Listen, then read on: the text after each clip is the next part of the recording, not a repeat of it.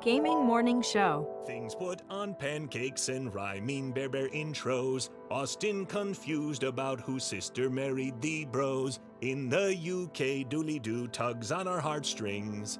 Gaming Morning Show is one of our favorite things. It's Paul.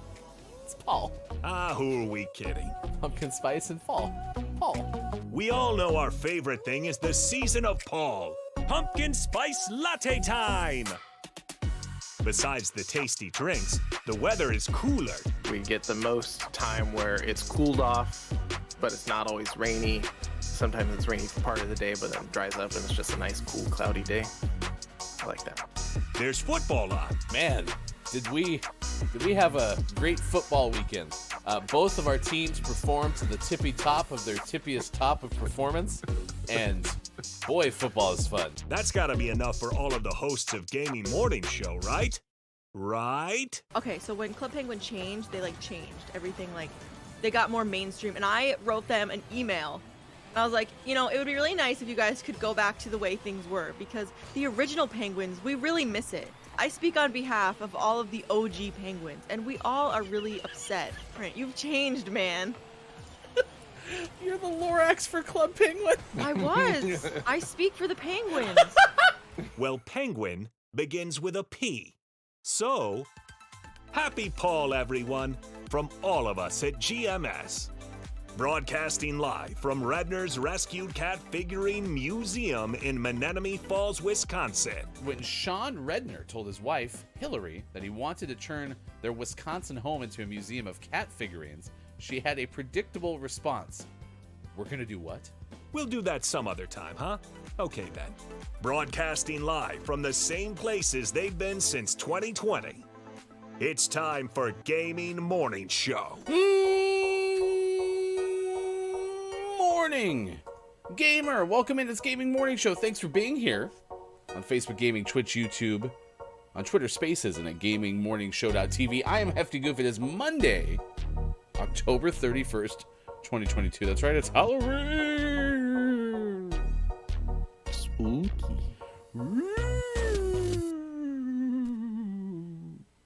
Ooh. Pumpkin spice latte time. It's a ghost. It's not a ghost. Is that what Bob thinks a ghost sounds like? Bob, That would also be scary though. give us your ghost impression. Ding! It's different. It's not the same thing. Figure it out. Okay. Hi, Bob. Thank you for being here. We're going to have fun. It's Halloween day, man. We're going to be out trick-or-treating later tonight, which is super exciting. Sean's going to give away all of the candy. I think Sean's a full-size candy bar house this year, so pretty excited about that. Yeah, we've switched to full size candy bars for a while now. We like it. Those were good houses. They're fun. Cool. Can I come over and grab a full-size candy bar? You have to be in costume. Okay. I'm going to be Hefty Goof from the wildly popular Gaming Morning Show. Sound good?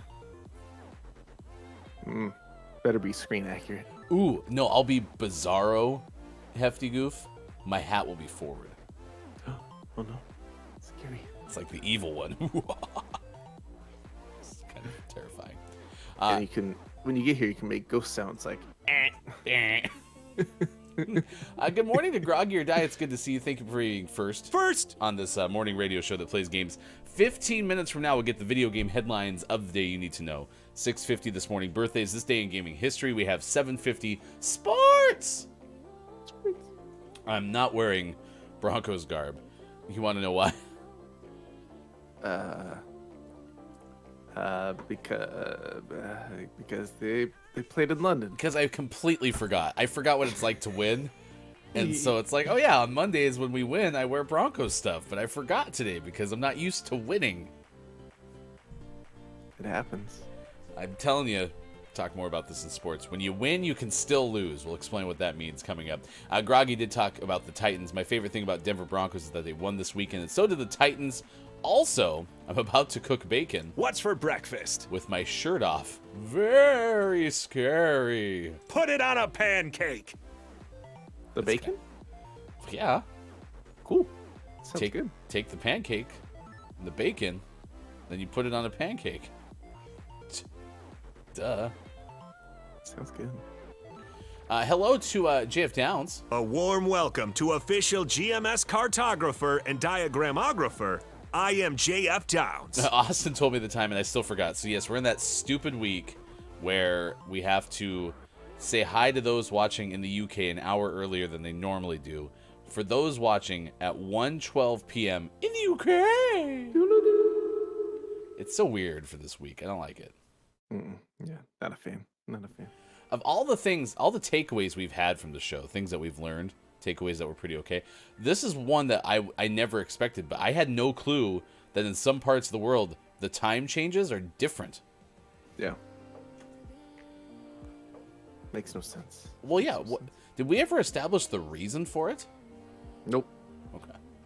Because the time changes don't make sense. And so why wouldn't it just not make sense on a whole new level? True. Let's take this nonsensicalness to a whole new level. A warm welcome to our official head of research and development, Calaf. It is good to see you, Calaf. Thank you for being here on this morning radio show that plays games. It's Girl Scout Founders Day. It's National Caramel Apple Day. Some might call it a caramel apple, but if you're finding the good ones, they're caramel apples. Caramel Appel. Apples. I wear my caramel right here. It's my lapel. Applel. It's not even close to what you said, is it? It was on the same wavelength. Maybe. National Doorbell Day. National Knock Knock Joke Day. I'm wondering how many of these days kind of got roped into the fact that with Halloween you kind of trick or treat, so you're going up to knock on people's doors. I wonder if everyone's like, oh, hey, we should tie into the Halloween. You do the knock knocks on Halloween. Yeah. Let's just do more knock knocks. You want to know who never knocks? Is it Russell Wilson? No, it's America. Want to know why? Why? Because freedom rings. They use the doorbell.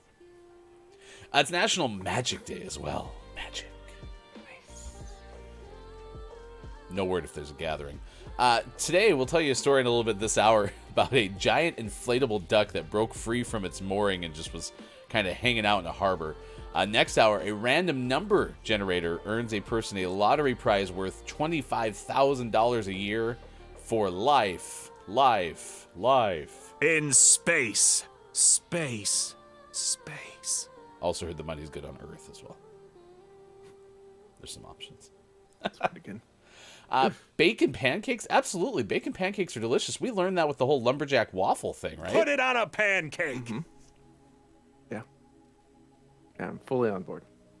Eggs. I think we had potatoes on those bad boys too. They were pretty Sure solid. did. Pretty We solid. sure did. The UK is Broncos country now for well, actually, no, that was the last London game. The other two international games remaining are Germany and Mexico. So yeah, maybe that's Broncos country for the rest of the next 11 calendar months.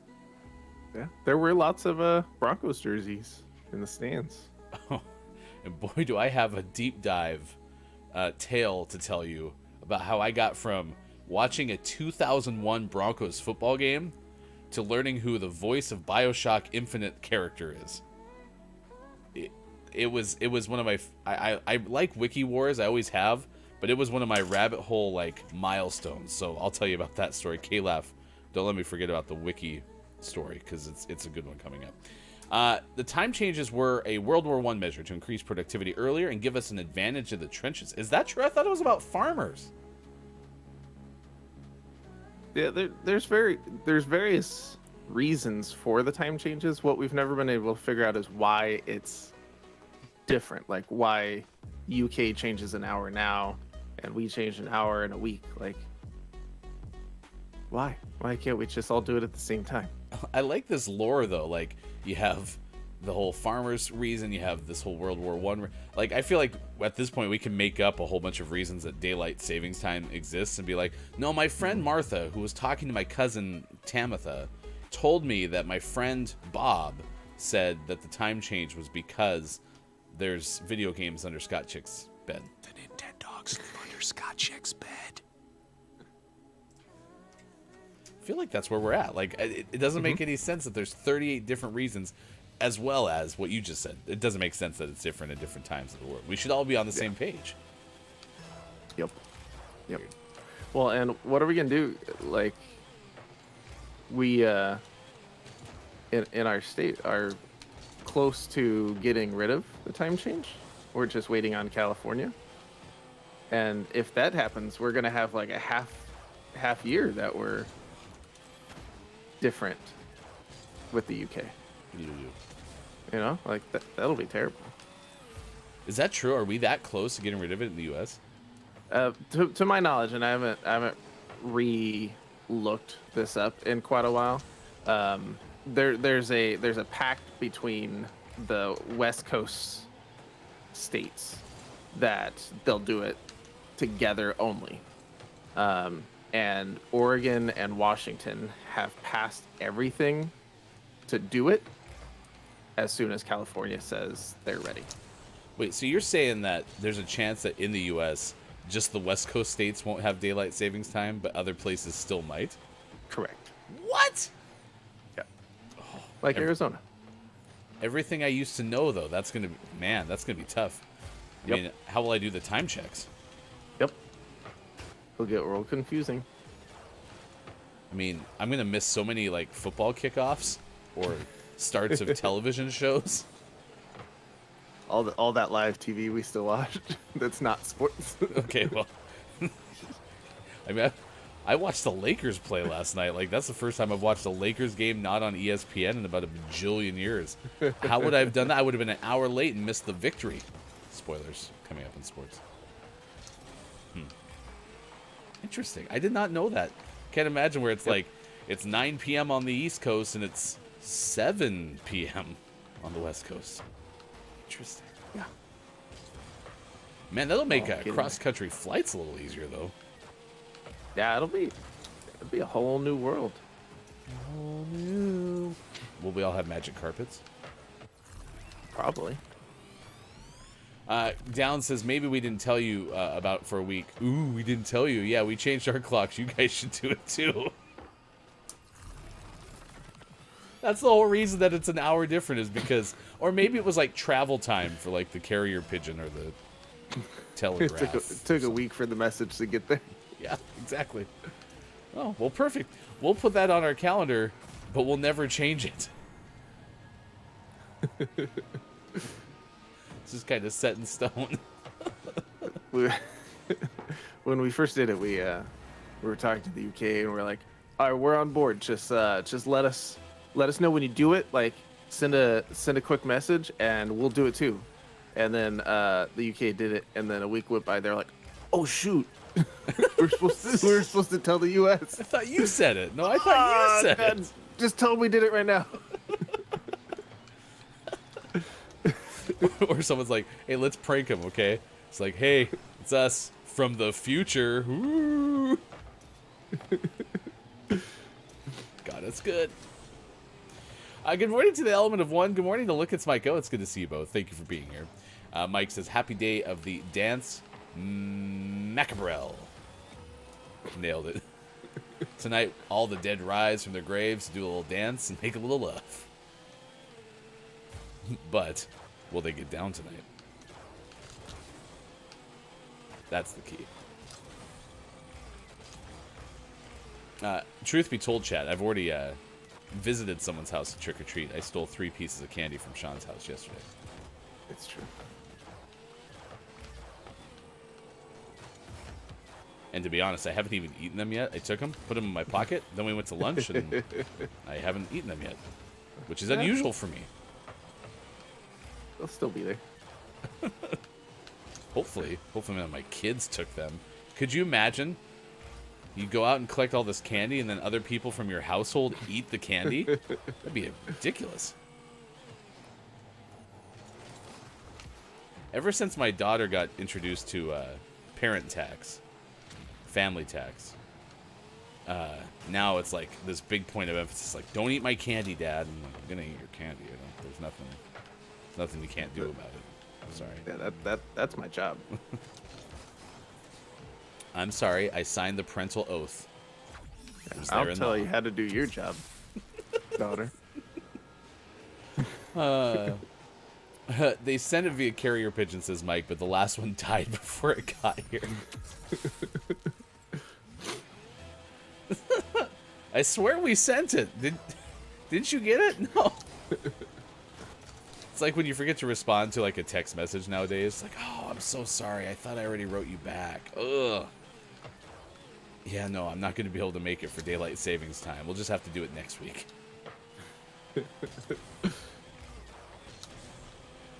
That's a trick and treat. True, Downs. True.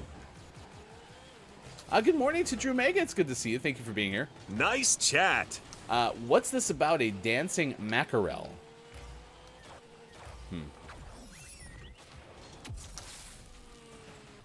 It's the thing that rises from the graves and does a little dance and it's zombie Barry Gibb.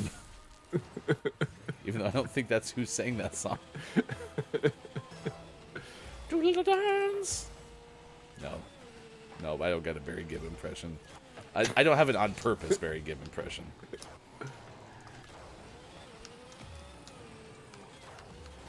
Oh crap! I hit Alex, not the ball. I'm so sorry, Alex. Are we really gonna have a 1HC overtime game? Like, We sure are. See, today really is spook. No. Maybe not. Today really is spooky. All right, Gaming Morning Show, Morning Gaming News coming up after this. We are asking you today, this is our topic of the day. It is Halloween. So we're wondering, what is your favorite Halloween memory?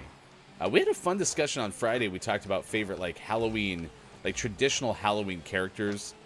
And that kind of got into, like, favorite costumes people had. So I did like that topic of the day. This one's specific about favorite memory. So it could involve your costume. Maybe you had your favorite one that you ever wore, and maybe that was the year that you discovered that some people gave out full-size candy bars, like Sean's house.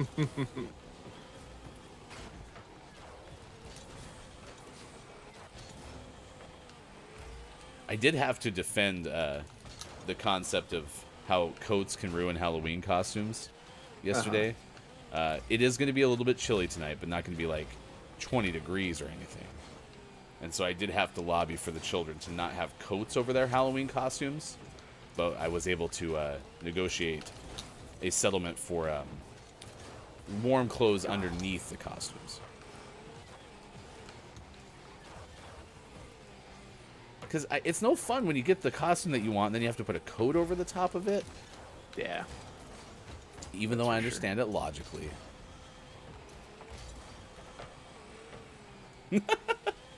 That's true. Bob's going for Halloween. Bob's going as Bob Zombie, says Groggy.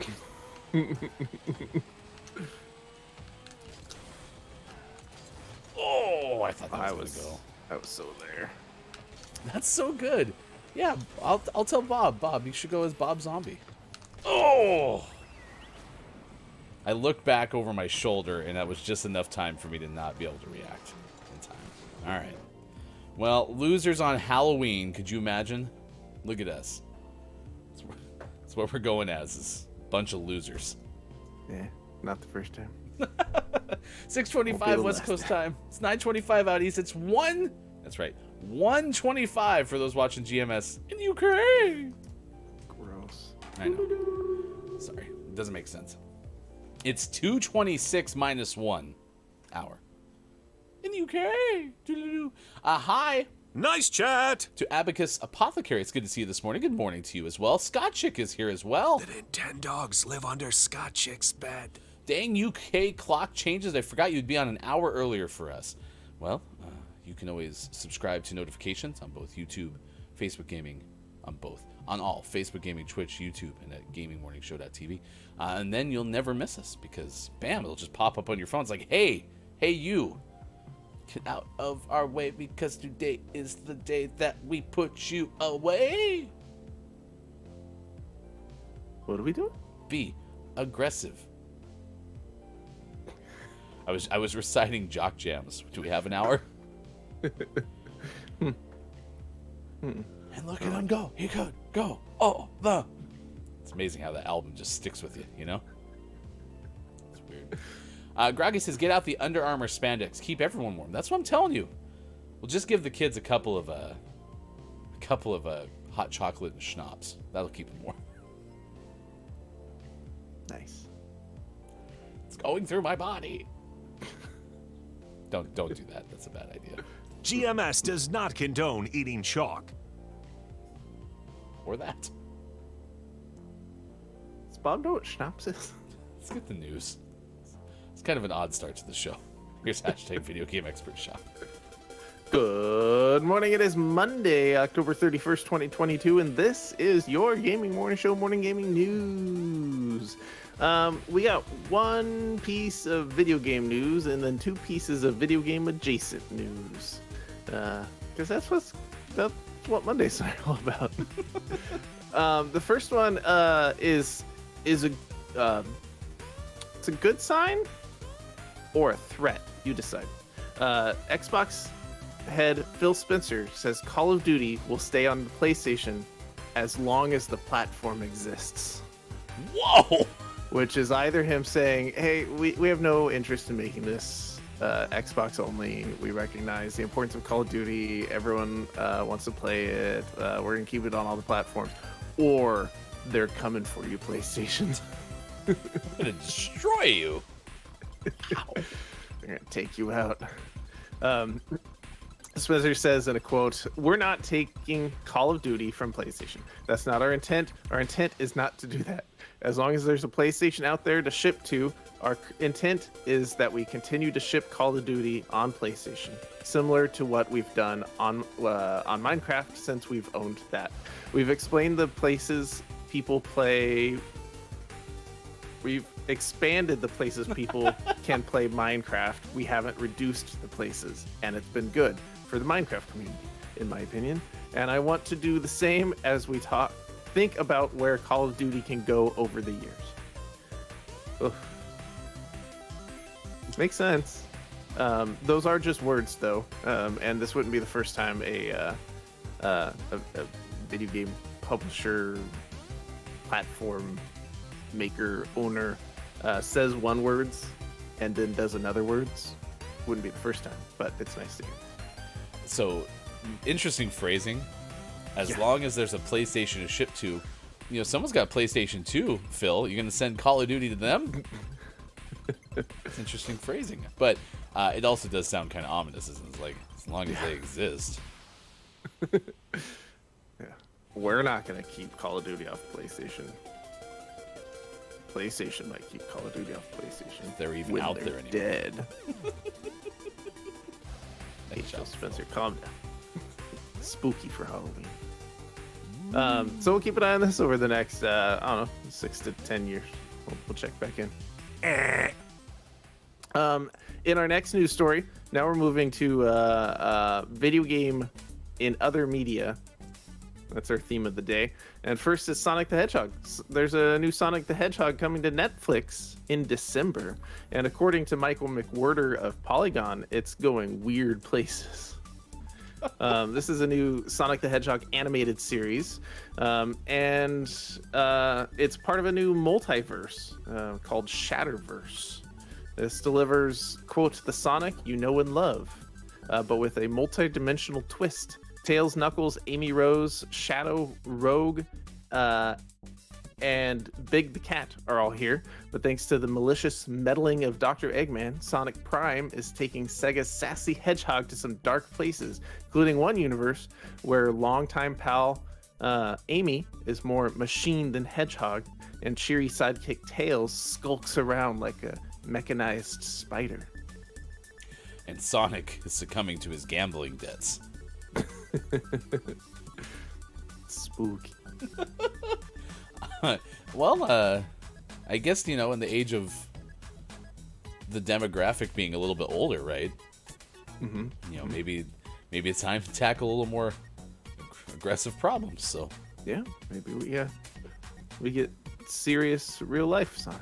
Sonic's got a mortgage and child support payments. Oof. It's the Sonic Better Call Saul crossover you didn't know you needed. Very nice. This will be a 24-episode series on Netflix. Sonic Prime features a mostly new voice cast with Devin Christian Mack as Sonic, Ashley Ball as Miles Tails, and Brian Drummond as Eggman. It will stream on December 15th. So we'll check it out. I'm sure it will be on in my household because my son is obsessed with Sonic. Isn't there a Beatles lyric? I am the Eggman, cuckoo, cuckoo. No, I'm the walrus. Eggman's in there too. Okay, yeah. All right. Yep. How did John Lennon and Paul McCartney know that Sonic would come out years later? There's also a line in there about my best friend's Tails. My best friend's Tails. Cuckoo, cuckoo. In our last news story, another show related story, The Witcher. Henry Cavill is going to be gone after season 3. He's going to be replaced by Liam Hemsworth. That's right. The Witcher gets a new The Witcher. Is this some like Doctor Who stuff? Nah, I think it's just a recasting. Oh. Yeah. No. Not as Whoey? I don't know. I don't watch Doctor Who. Huey, Dewey, and Louie? It's DuckTales, bud. In a statement, Cavill says, quote, my journey as Geralt of Rivia has been filled with both monsters and adventures. And alas, I will be laying down my medallion and my swords for Season 4. In my stead, the fantastic Mr. Liam Hemsworth will be taking up the mantle of the White Wolf. As with the greatest of literary characters, I pass the torch with reverence for the time spent embodying Geralt and enthusiasm to see Liam's take on this most fascinating and nuanced of men. Liam, good sir, this chapter has such a wonderful depth. Character has such a wonderful depth to him. Enjoy diving in and seeing what you can find. Which 17th century copywriter wrote the speech for Henry Cavill? He's just feeling it, I think. Thus doth pass the torch. Hey, listen though, you could find less dreamy or dreamboats than Liam Hemsworth to go forward with. It's not a terrible recasting. No. Listen, Liam had me from Hunger Games, so whatever. Be still my heart. Although I understand Henry, get some motors going too. So.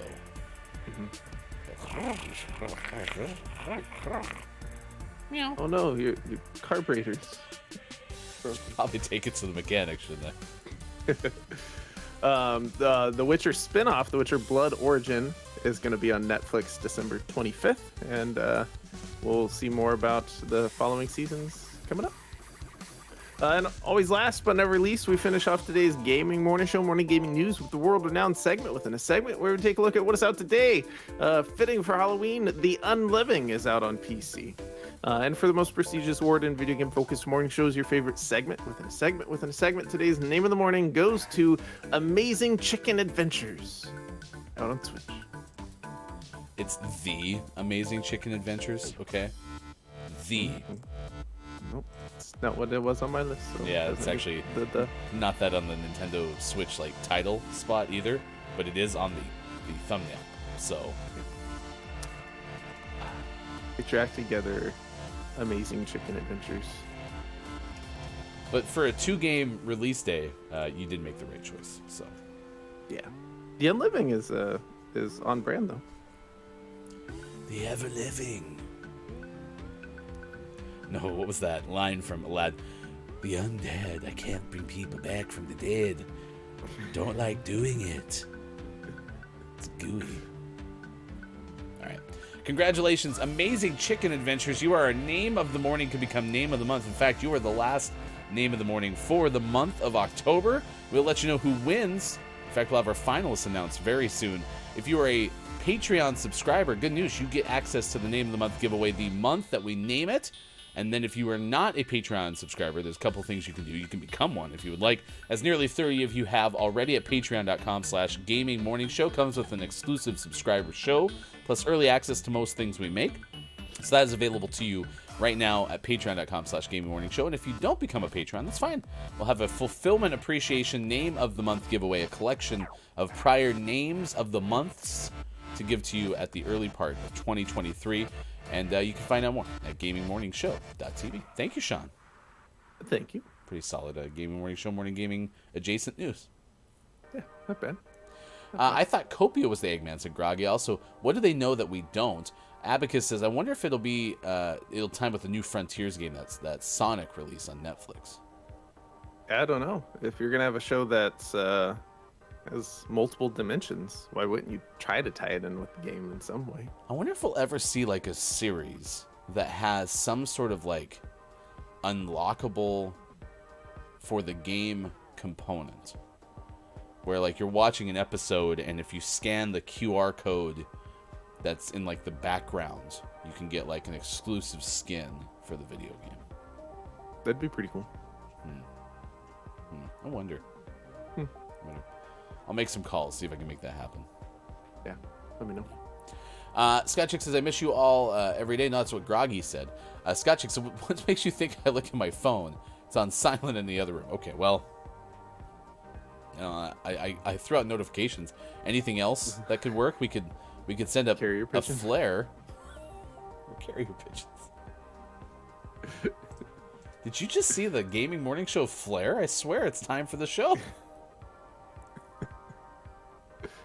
Be a very expensive campaign to notify people.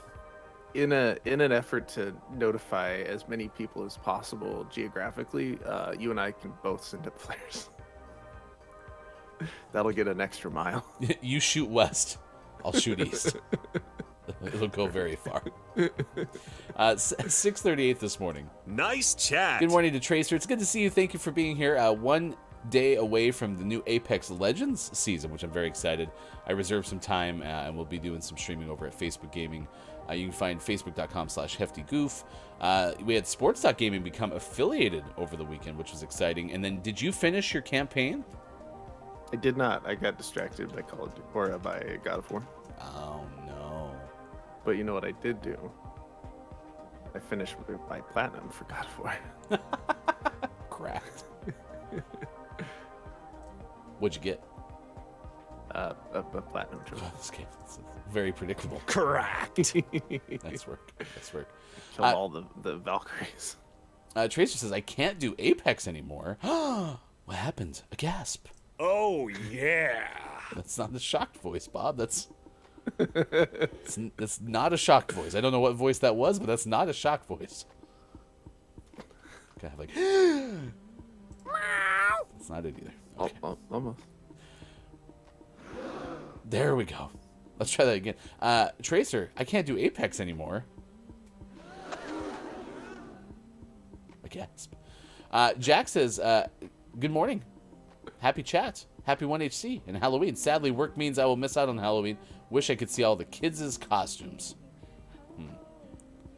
Ooh. We could throw them in the Discord, I suppose. At least Sean and my costumes. Yeah. I'm going as Hefty Goof. I could probably put a picture of my kids' costumes from the right angle. You can't see them. Smoke and mirrors. It'll be good. Poof. Tracer says, just too much effort to finish the Battle Pass. Oh, yeah. I don't think I've finished an Apex Battle Pass in my life. I even unlocked the last 25, or the first 25 tiers on this last one. I think I'm up to, like, tier 30. maybe with a hot start tomorrow, we'll make it successfully. Good morning to our favorite legend, the one behind the blind. His name is Bear Bear. He's the legend that comes to mind when I think about awesomeness and all that entails. Bear Bear, hey, it's you. Your appearance never fails. Nice. Impressive. I think the key has been me going off rhythm. Yeah.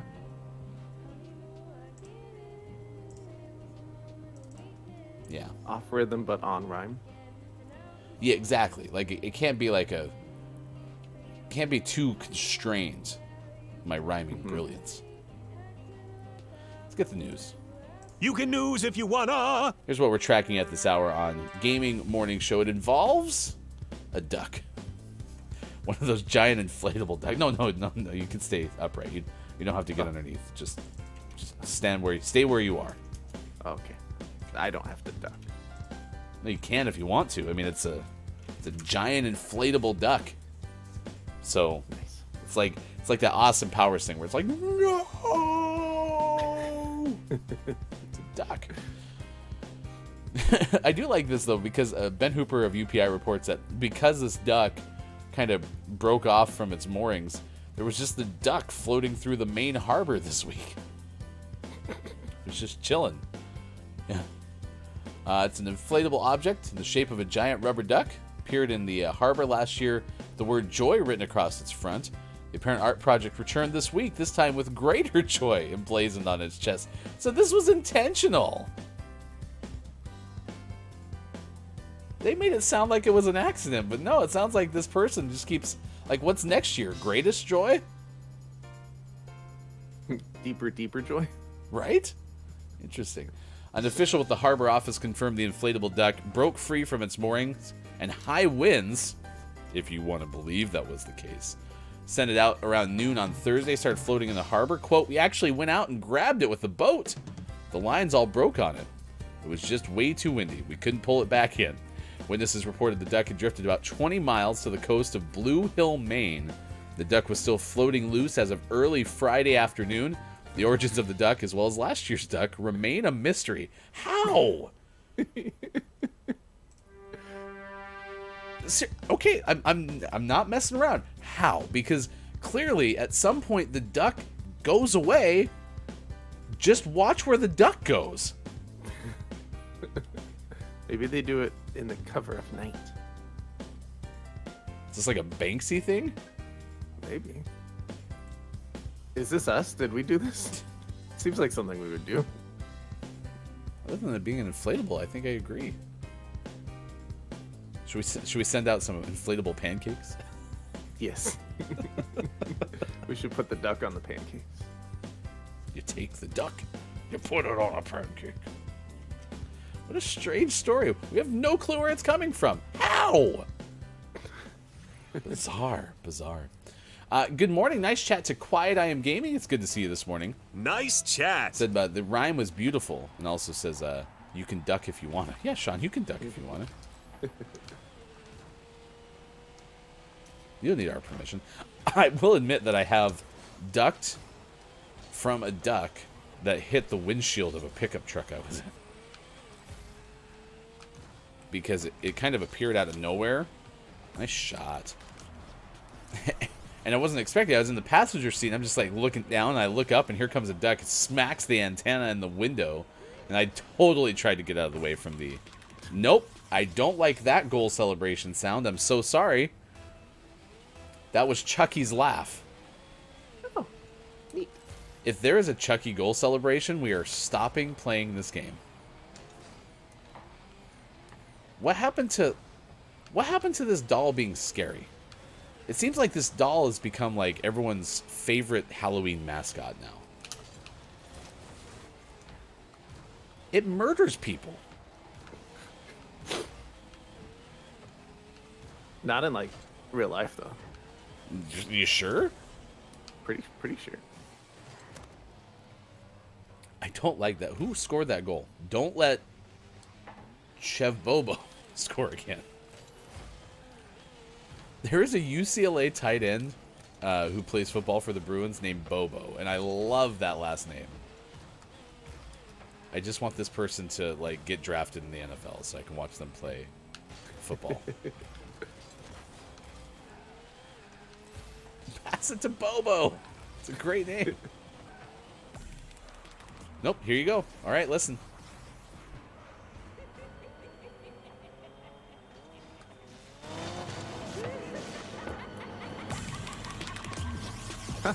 I wonder if that was one of the things we unlocked with the current like Halloween thing. It was probably the same one that came with the Jigsaw unlockable. So if I have it, I could add it to my goal celebration. I'm not saying I would, but I could. It would be possible. Just gives me chills. I got tagged in a Facebook post. Apparently there's a package on the store shelf that looks like it was, for someone who would like to buy a Chucky Halloween decoration, right? I don't think they actually sell the dolls in the doll aisle. Gosh, I hope not. Oh, nice play. But there was no doll in the box. So it's just this empty box that says Chucky on the outside. The person who tagged me was like, well, that's not good. Person got loose in the Rocket League, so terrifying. Downs reporting what we have for food, because remember, there's always a steadfast rule on this morning radio show that plays games. Remember, if you're getting food, you must show and tell when you come back. Got ham and cheese this morning for Downs. And a packet of cheese and onion crisps. We went out for lunch yesterday. It was pretty good. Went to a place that has a salad that we've always really liked, and then it has a variety of meat products. So I went with the tri-tip. I believe you had a burger. I did. I had a burger. What kind of burger? It had some bacon and some cheese and some fried onions. It's pretty good. Barbecue sauce. Barbecue sauce. Chili. It was different than that. We didn't go to Chili's. Oh my gosh, but we went and sat, it was like an enclosed patio, and they had the heat to sun level. Yeah, it was intense. It was They're like, trying to heat the entire outside by blasting the heat on our table. are we trying to heat the whole out? Yes, we were. Actually, that was our goal. Oh, seems inefficient.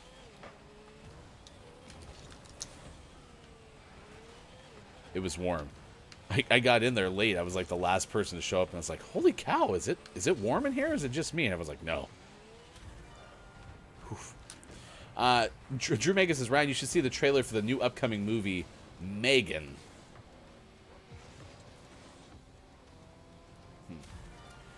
For more on that thought, Drew Megan, I'd like to turn over to my spokesperson, Bob. No.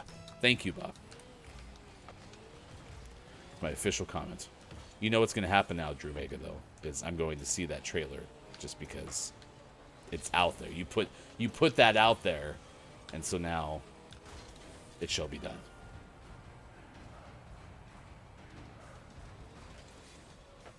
Quiet says, I've been watching the Chucky TV series. It's actually really fun. Fantastic.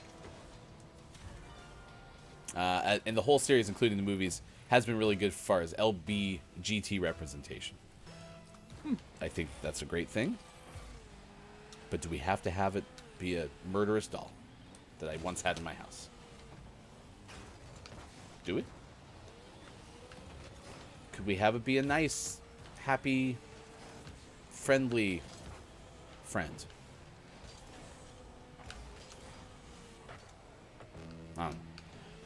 Could we have it be anything other than that? Listen, I understand people are into horror. I'm not. Everyone's got their something, and that's one of the things I like about people. So, Quiet, you keep watching the Chucky TV series. They'll keep making Chucky stuff, and I'll just have to live with it. Yep. Or maybe I won't live with it if Chucky gets his way.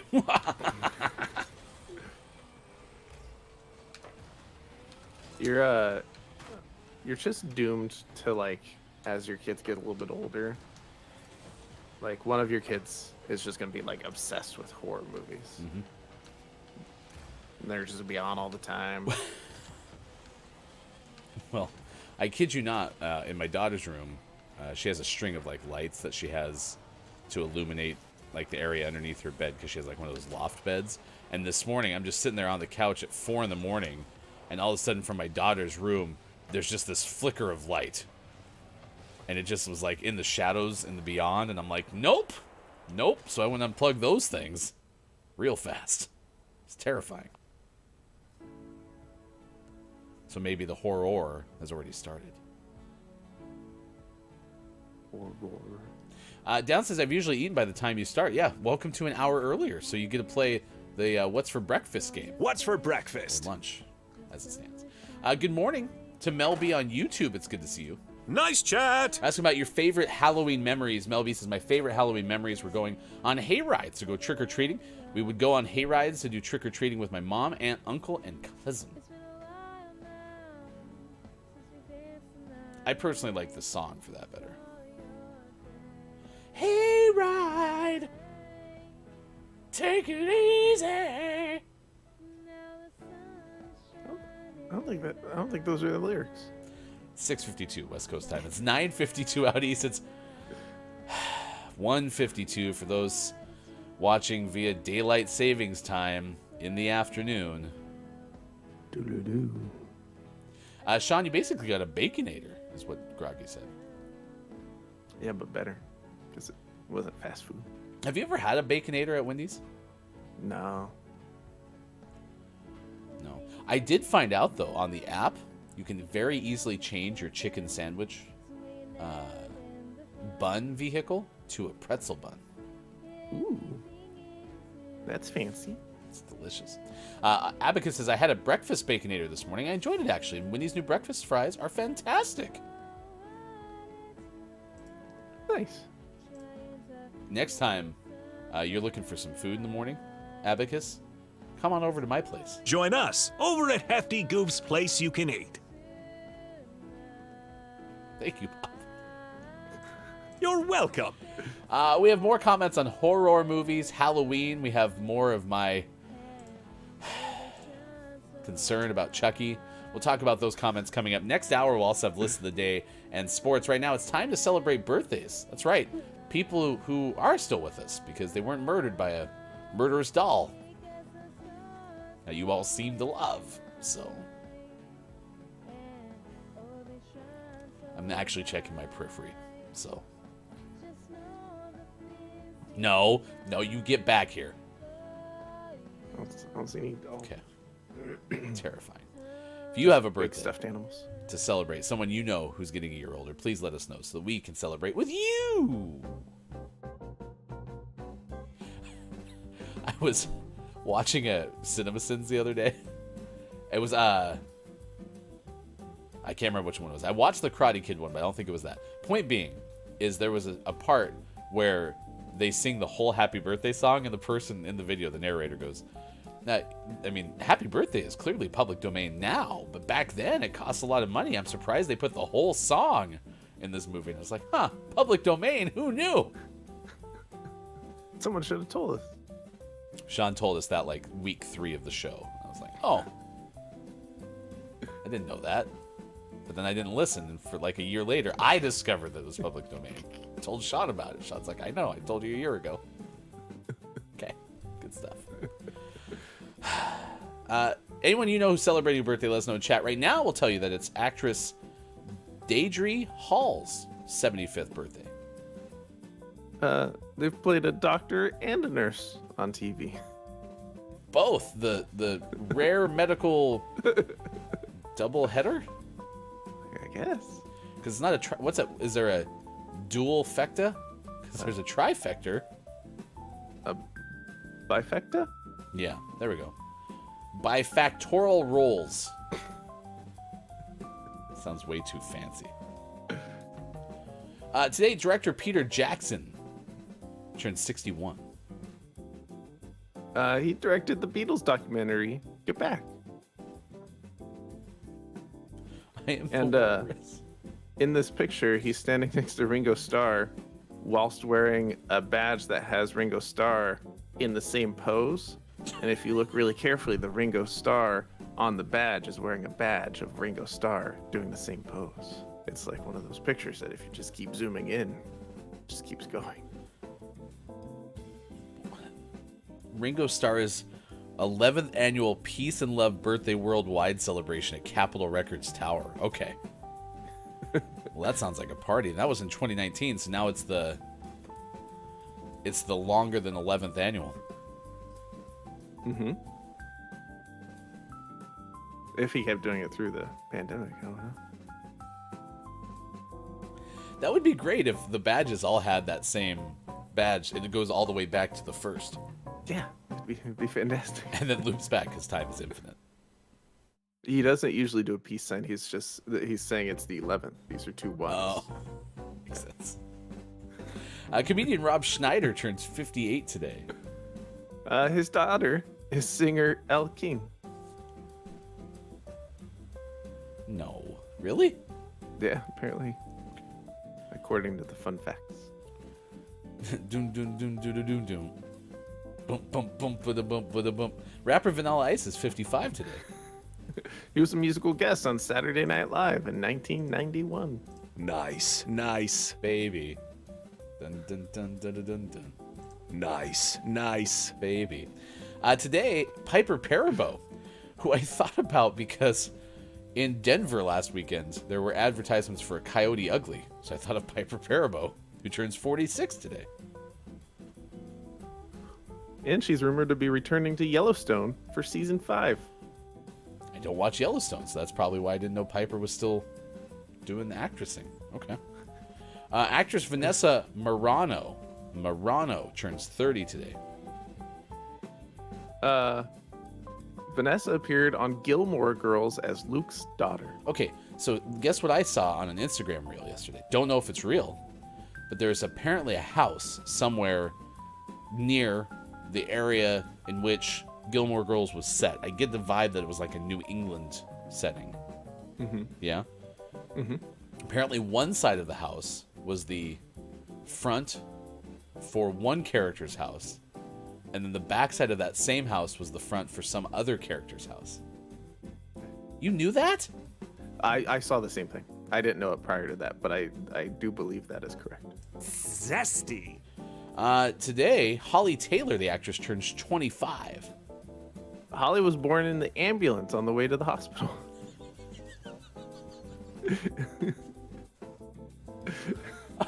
That's like stars, they're just like us type fun fact, isn't it? Yep. Interesting. I like that one. That is a fun fact, at least, so you got that going for you, which is nice. Today, Danielle Rose Russell, the actress, turns 23. Danielle's originally from New Jersey.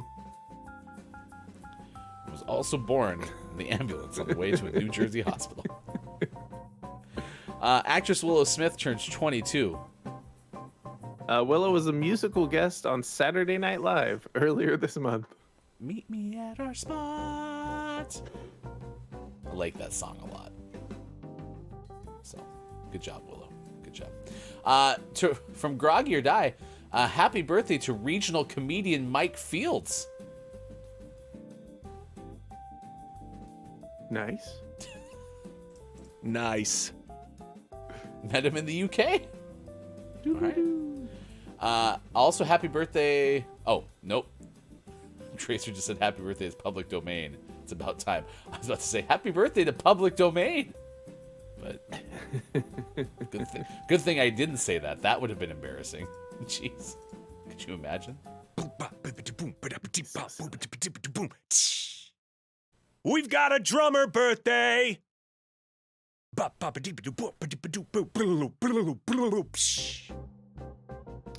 We have two drummer birthdays. The first is Larry Mullen Jr. of U2, who is 61. And then we also have Mickey D of Motorhead and of Scorpions, who is 59. Sure that's not Mikey? Nah, it's Mickey D. Because I hope it's Mickey D. That's great. Hey, Mickey D, what's your favorite restaurant? Burger King. I hate Wendy's. Wendy's breakfast is actually pretty top notch. That would actually have been, I think there was a campaign like that where they found a whole bunch of people who were, they found a person named Ronald McDonald. And then they put him in like a Wendy's or Burger King spot. I do remember that. Today, singer Lynn Berggren of Ace of Base is 52. I saw the sign. Dan Rather turns 91.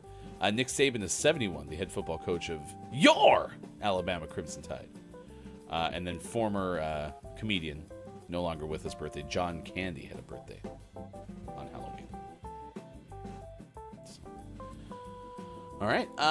This day in gaming history, we pivot to the year 1982. In fact, we have a couple from before 1995. So, Sean, lawsuit or not lawsuit in 1982? On Halloween, not lawsuit. No one gets sued on Halloween, am I right? 1982, to date, Colco Industries sold 2.2 million tabletop video game machines. Correct. Not a lawsuit. Nice. Hey, Sean, the year was 1991. Not a lawsuit. Wow. On Halloween, they're busy. No one gets sued on Doing Halloween. stuff. Sega Enterprise sues Accolade. Incorrect. Sorry. Claiming the Accolade should pay royalties to Sega for creating Sega Genesis titles, and the Accolade's games misled people into thinking they were produced for or licensed by Sega. I like how this day in gaming history just ripped the Band-Aid right off your lawsuit or not lawsuit. Yep. Sorry. Incorrect. 1996, Eidos. Anyway, Interactive releases the Tomb Raider video game for PlayStation and Saturn. The game innovates with 3D third-person adventure gameplay. Huh. It was innovating in something. Well, like, here's the thing, is I kind of feel bad for it. It came out on Halloween. In the 10 of minutes we prepare for the show, I'm never going to notice that before I realize it's Halloween. So I'll never make that topic of the day. Maybe 4 years from now when it's like on a milestone. On the like 30-year anniversary. Kayla remind us in 4 years, please. 1999, Capcom put out Resident Evil 2 for the Nintendo 64. That same year, the Dreamcast had sold up to 750,862 video game systems to date. 2001, Sony releases Legacy of Kane, Soul Reaver 2. I'm a Soul Reaver. 2002, Square put out remake of Final Fantasy. That same year, also put out remake of Final Fantasy 2. Both were released for PlayStation and Japan. 2006, GTA Vice City out from Rockstar for PlayStation Portable. Same year, Square Enix put out Final Fantasy 12 for PlayStation 2. And in 2006 as well, Microsoft released a download update for the Xbox 360. The update adds 1080p high-definition resolution video, HD DVD support, the ability to play WMV files from PC, disc, or USB, and resolves 84 other issues. That's good. 2006, Ubisoft, don't call me Ubisoft, put out Splinter Cell Double Agent. And in 2006, Konami put out Death Jr. 2, Root of Evil. Next hour, I will give you our list of the day. We have sports. The National Women's Soccer League Championship was held on Saturday night. We'll let you know which team won the title. That's coming up. Forgettable Vendetta is here this morning. No memory, brain blank on favorite Halloween memory. What is yours? Let us know. We have a lot of comments to catch up to at the top of the second hour, so stick around. That is coming up next on Facebook Gaming, Twitch, YouTube, Twitter, and at GamingMorningShow.tv. It's Monday, October 31st, 2022, Halloween night, day on Gaming Morning Show.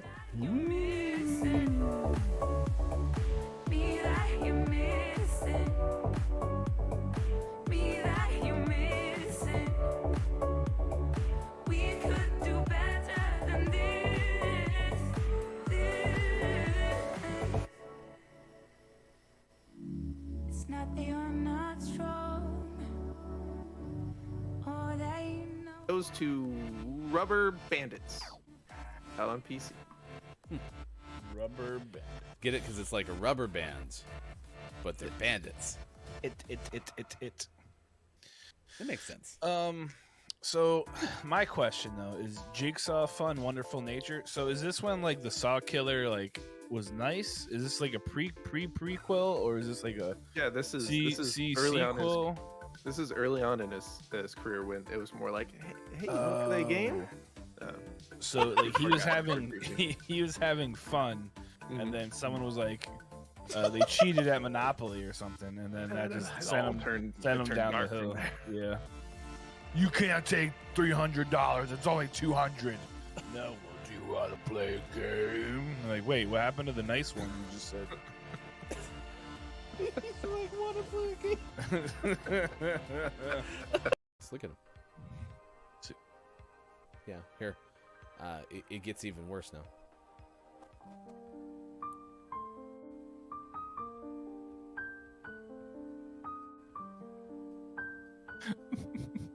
Just mail the letter, Chris. You can stop this. The pain is real. Just mail the letter, Chris. Gaming Morning Show comes back next. Facebook Gaming, Twitch, YouTube. It's gonna be okay, buddy. Okay, it's gonna be okay. And also at GamingMorningShow.tv and stuff. We'll be back. It's Tuesday. It'll be okay, Mike. I promise. You'll make it.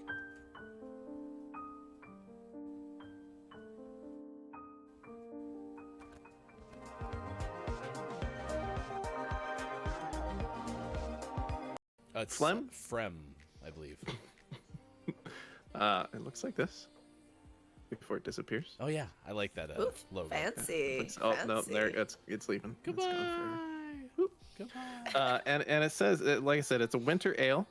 It's 7.5%. Cozy up to the fire with a pint of Frime Winter Ale and gift your taste buds with aromas of spice, orange zest, caramel, and a lingering scent of spruce tree. Oh, stop! Stop it! From Milwaukee. Stop! I'm just kidding. How Man, amazing. It's from Hood River. Oh, nice. Nice. I feel like we need to send Kalaf a beer advent calendar. Kalaf has Oh, researched 100%. all of these. It's ridiculous. It's great. The prophecy, Brendan The says. prophecy. The prophecy is complete. Yes. Because if you're a lawyer, could we have an offline chat? Have some questions.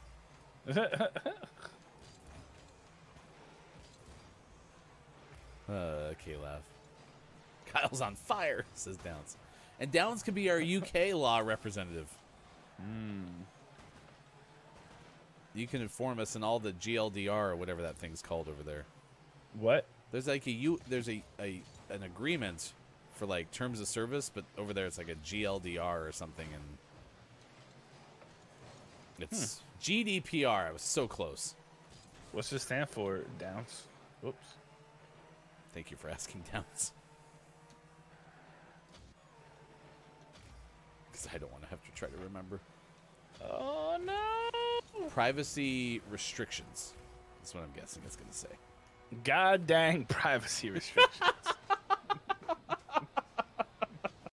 Just how many?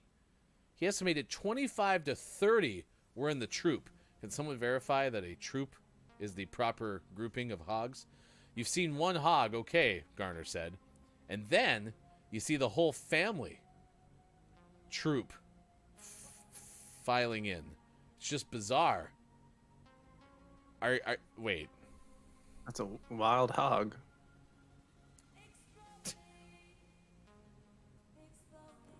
It is one singular wild. Anyway, there's hogs with a lot of damage in a very short amount of time. They move really quickly. Looking back on our camera, they were in our yard less than a minute, quote unquote. The Siena Homeowners Association said wild hogs coming down the banks of the Brazos River have become a seasonal problem in local neighborhoods.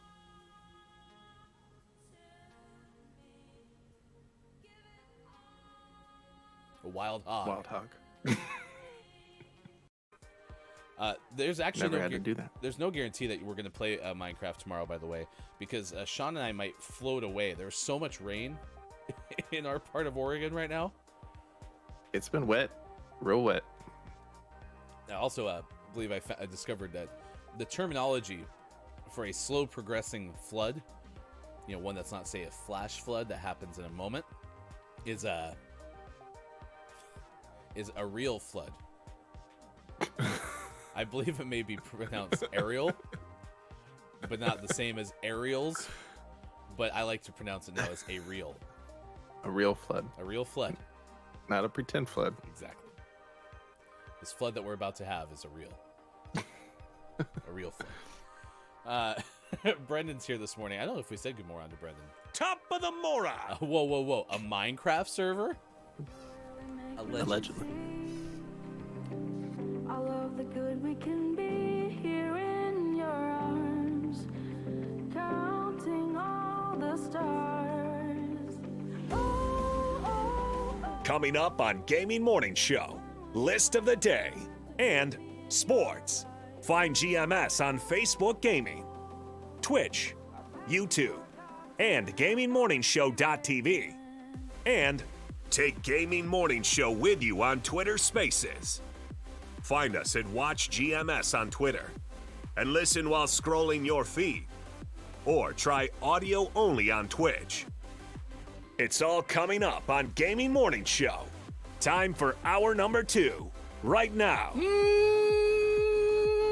Morning, gamer. Welcome back. Gaming Morning Show continues, the Monday edition on October 31st, 2022. Thank you for being here. We do play a lot of our past clips during the break. And you had a doozy there. You had some sort of game that was released that day called like Jigsaw or something. And Mike's like, do you think that's like the prequel to the Jigsaw series? Then you go, yeah, it was before he got all evil. He used to be all innocent. Be like, hey, want to play a game? Like, it was one of those clips I had to run in and show Hefty Wife. I was like, I forgot about this one. This one's good. Want to play a game? Jigsaw. Yeah. Used to be so friendly. Jigsaw. You murderous game person. Oh, Chucky. Am I right? I have a couple of stories I got to get to. I got to get to the wiki one, and I got to get to one that I just discovered. So let me get to those in just a moment. We're asking your favorite Halloween memories. Mel B said a group of hogs is called a passel. Nice knowledge. A pastel. Pastel? Yes, pastel hogs. Groggy says, Wild Hogs, what a movie. Back to last hour, Gaming Morning Show, Morning Gaming News. We'll have the re-news coming up at 8:40 this morning. We also talked about This Day in Gaming History. Abacus said, I love the Soul Reaver games. Groggy said, Nick Saban is from West Virginia, apparently. And then with the sign from Ace of Base, Quiet said, when I was young, I thought it was, I saw the sun. Made sense to me. Don't look at it. Don't look at the sun. Don't do it. It's so bright. So bright. I'm trying not to. If I squint my eyes, am I looking at it? Don't do it. Okay. We mentioned a favorite Halloween memory. Like I said, Vendetta said no memory, brain blank. Well, if you have a favorite memory, let us know. Apparently, Groggy never received the pumpkin spice Milanos that were supposed to be sent out. However, Downs is a big fan of Yellowstone. Watched season 4 in a week, and Scott Chick was impressed. That's not what Scott Chick said, but I can't remember where Scott Chick's comment went. Oh, it was Tracer. I watched a couple episodes. It was good. I think I should continue with it at some point. Yeah, I've heard a lot of people like Yellowstone. Yeah, I've heard good things.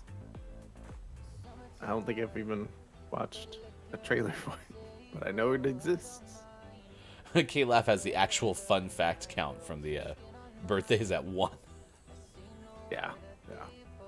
It was a good one, though. It was. And it opened up my eyes. I saw the sun. Sun. All right, so yesterday. Was it yesterday? No, it was Saturday. Saturday I read that the Chicago Bears and the Dallas Cowboys would play a color-on-color matchup yesterday during the NFL schedule. So they were going to have the orange Bears helmets and orange Bears jerseys, with the Cowboys wearing their just standard navy jerseys. And I was like, I've seen this before. It's like, I swear I've seen this before. And so I had to sit there and look some stuff up, because I'm like, this has happened. And I was like, I remember watching the Broncos and the Cowboys play. The Cowboys were wearing not their standard home jerseys, but they were wearing throwback jerseys. But the Broncos were wearing their old Broncos jerseys. And so I went back and watched that, and was sure enough, 2001, Broncos playing in Dallas. Ryan Leaf was the starting quarterback for the Dallas Cowboys. And I was like, oh, this means we're going to wear these throwback jerseys so often. It was the only time we wore those jerseys since we switched in 1997, was back in 01. So then they're like, oh, the Broncos Super Bowl hopes have kind of taken a damper after a slow start. I was like, we were Super Bowl hopefuls in 2001? There's no way.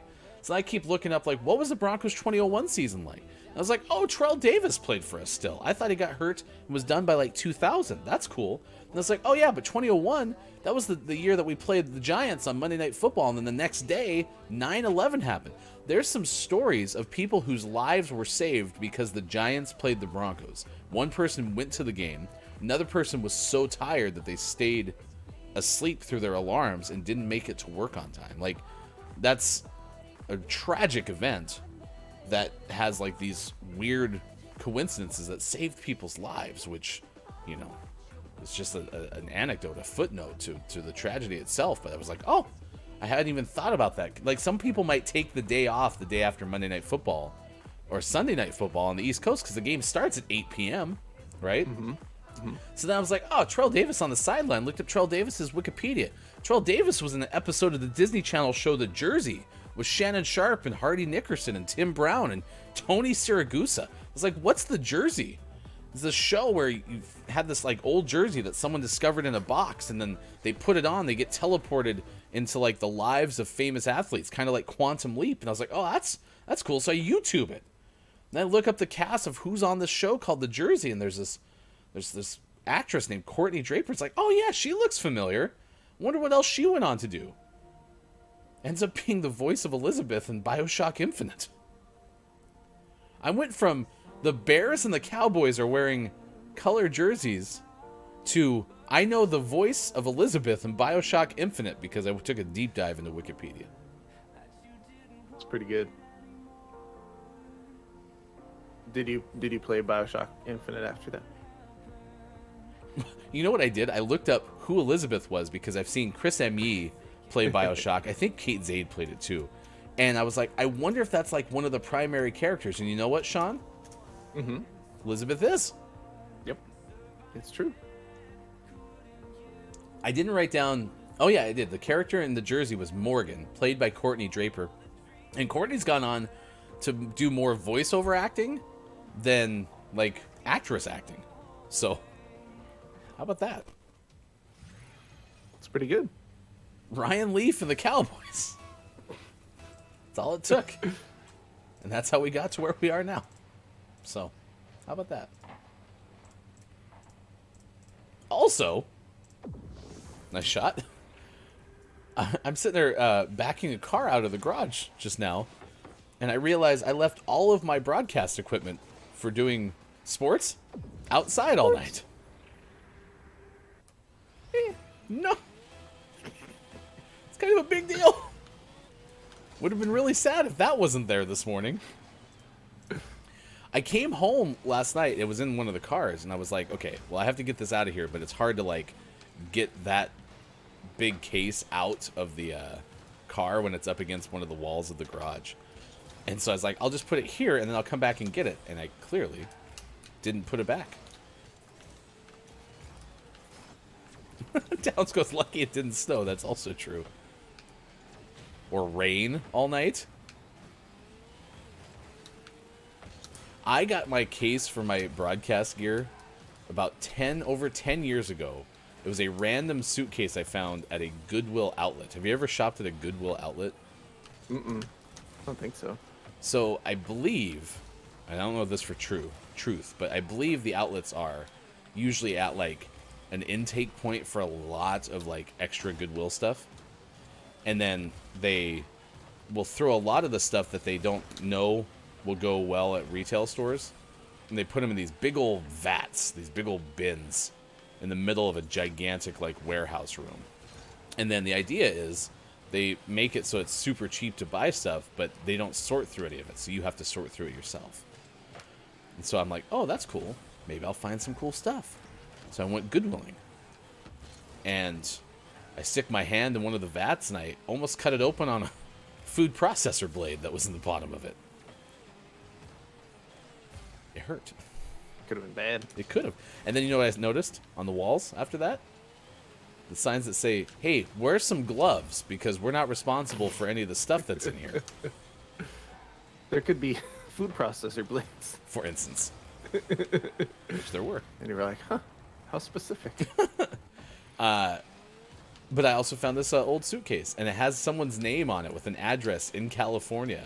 And so we've always called the case after that person's name. And could have been bad yesterday, because we would have not only lost all the broadcast gear, but we would have lost Orrin Kincaid.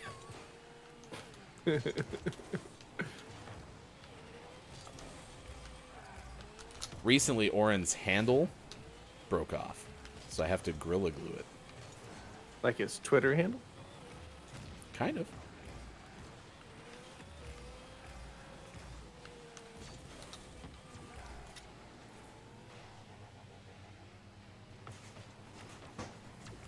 Of course, now I'm hearing noises behind me because people are getting stuff, and I think it's Chucky.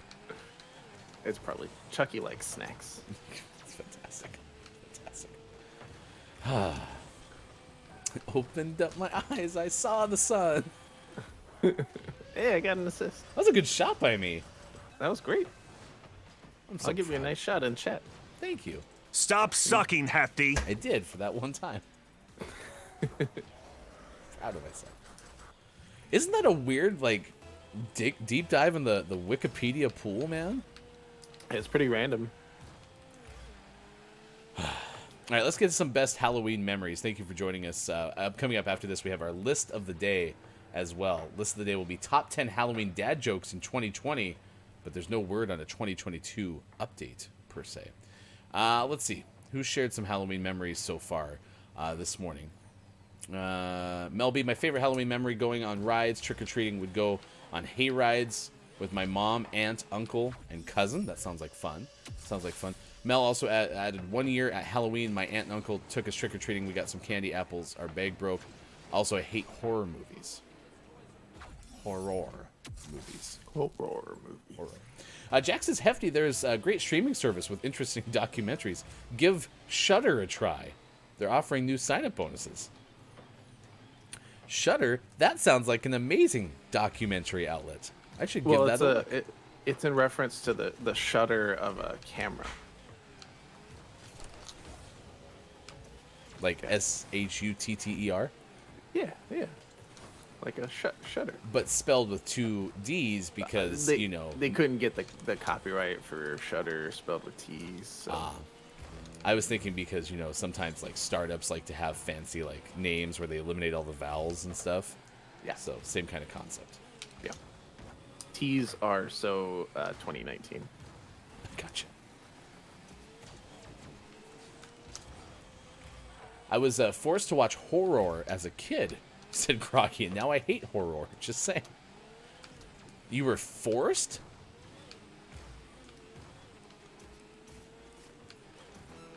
It sounds like Groggy was like taped up in the basement somewhere and like strapped to a chair. You're the absolute worst. You know that? I was just making sure. You need assists, I'm sure. They call Sean the final 10% because Sean always fills in the gaps that last 10% needed to score goals in Rocket League. Jeez Louise.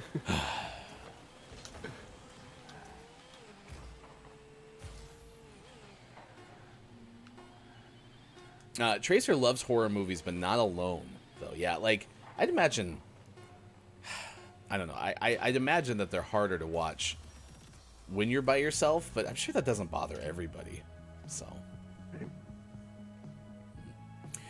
what's for breakfast this morning? Mel B just had cereal with a boiled egg. Nice.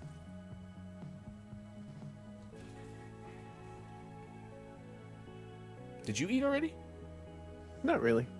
Okay. Just snacks? Yep. Okay. Just snacking to keep myself awake. Nice. 7:26 West Coast time. It's 10:26 out east. It's 2:26 for those watching GMS in the UK. Because of daylight savings time. What is your favorite Halloween memory? Please let us know. We have a couple of Halloween facts for you from nationaldaycalendar.com. Halloween brings out ghosts and ghouls and goblins, creatures, and strange. They come creeping around the neighborhood seeking favors over trickery. People of all ages look forward to Halloween traditions. While dressing up and baking, we carve up glowing pumpkins. Children breathe life into storybook characters while practicing their trick or treat.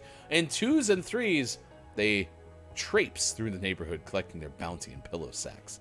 A ghost, a pirate, a robot, or Dorothy and Toto. No matter their age, they come to the door. They knock or ring. Here and there, a screech or a boo. Woo. I don't think there was really any substance there. It was just basically like some sort of like narration to open up a trick-or-treat highlight film or something. Yeah. Just some general spookiness. Today is National Doorbell Day, National Knock Knock Joke Day, National Magic Day, Girl Scout Founders Day. That's one thing we omitted during the birthdays this day in gaming history. Is today is the founder of the Girl Scouts' birthday. No longer with us birthday, so that's something to note. And National Caramel Apple Day.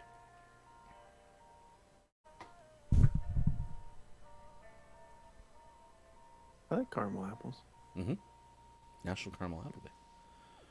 So there you go. Gaming Morning Show continues with that. Let's see, what else do we got here? We got our list of the day. Let's get into that. List of the day has to do with this Halloween fun facts deal. So, let's take a look. Give us the list and where it's from. I'm going to get my captions booted back up. So this is from learnfunnyjokes.com, which is a fantastic website, I'm sure. And this is their top 10 funny Halloween jokes from 2020. If you like funny jokes, you can go to learnfunnyjokes.com because each month they compile a top 10 jokes from their Learn Funny Jokes Instagram page and share them for everybody to learn. Okay, so give us number 1 on this list. Good morning to Hey, it's Brendan TTV in Twitch chat this morning. 1. They count from 10 to 1, so 1. these are 0. we're going from the worst to the best apparently. So number 10, what fruit do ghosts like? Strawberries. No, you can't do that. Ooh. It's got to be blueberries. Are we kidding you? What? Strawberries. No.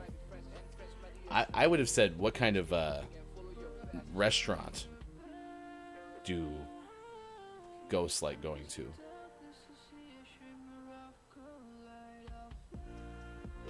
What kind? Breweries. They like getting brews at breweries.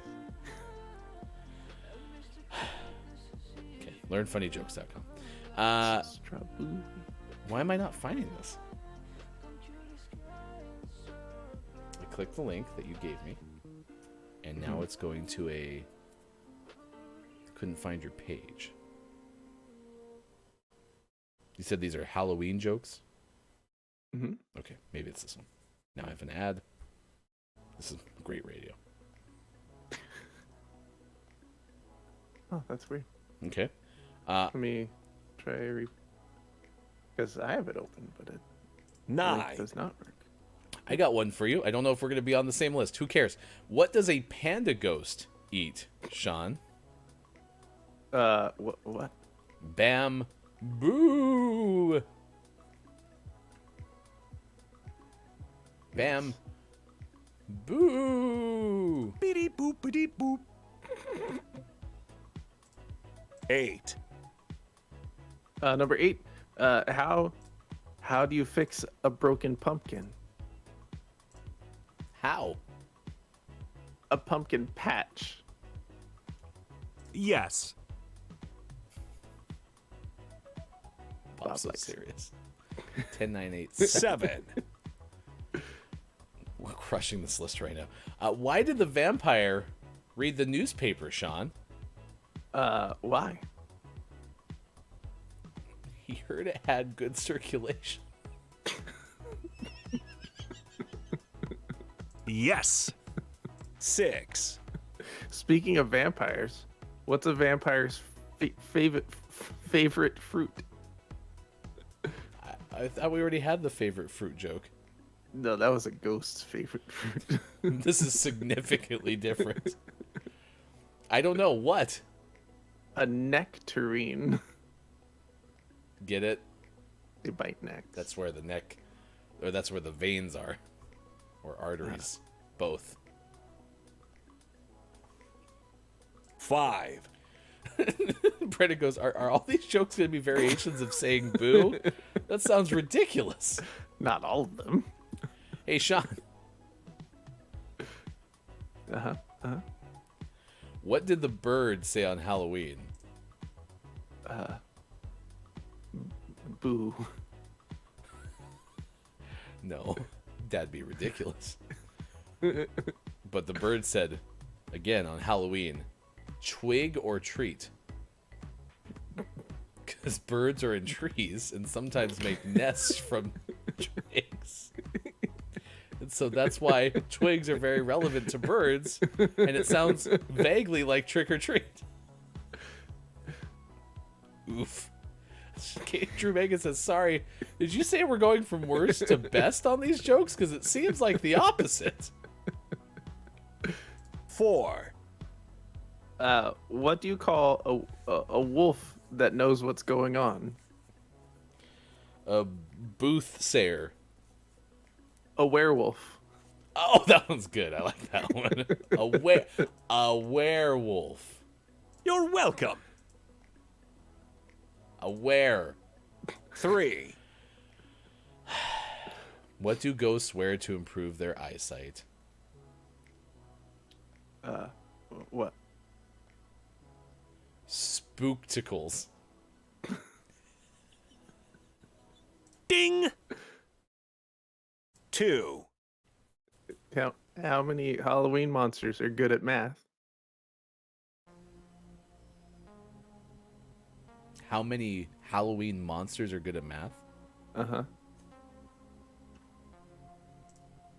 1, 2, I have no clue.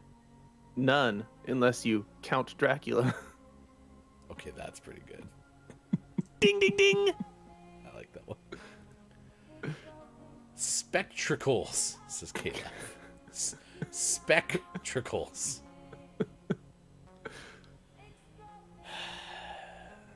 One. This is not the best joke. Why did the skeleton cross the road? Why? To get to the body shop. All right.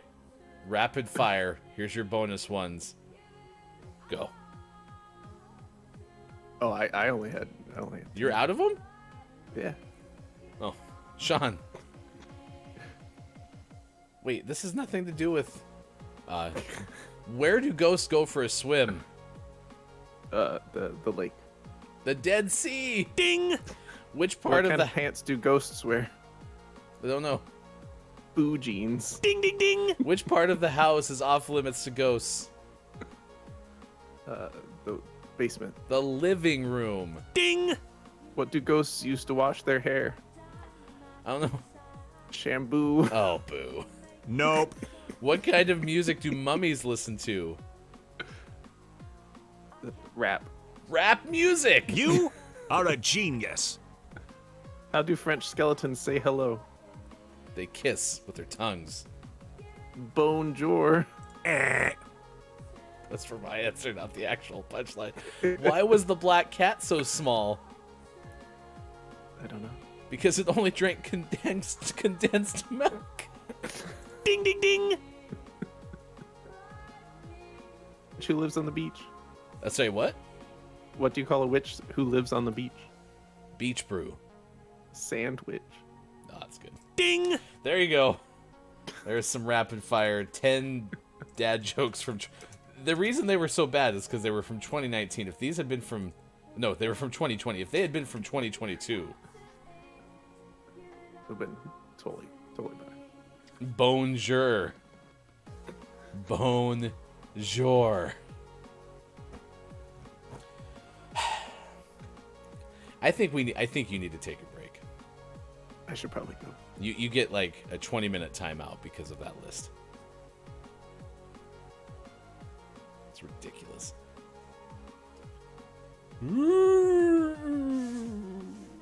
All right, thank you for being here for this morning radio show that plays games.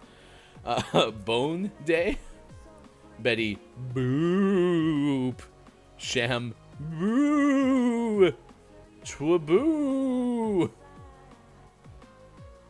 Boo Focals. Brenda goes, yeah, those 2020 pop references really flew right past me.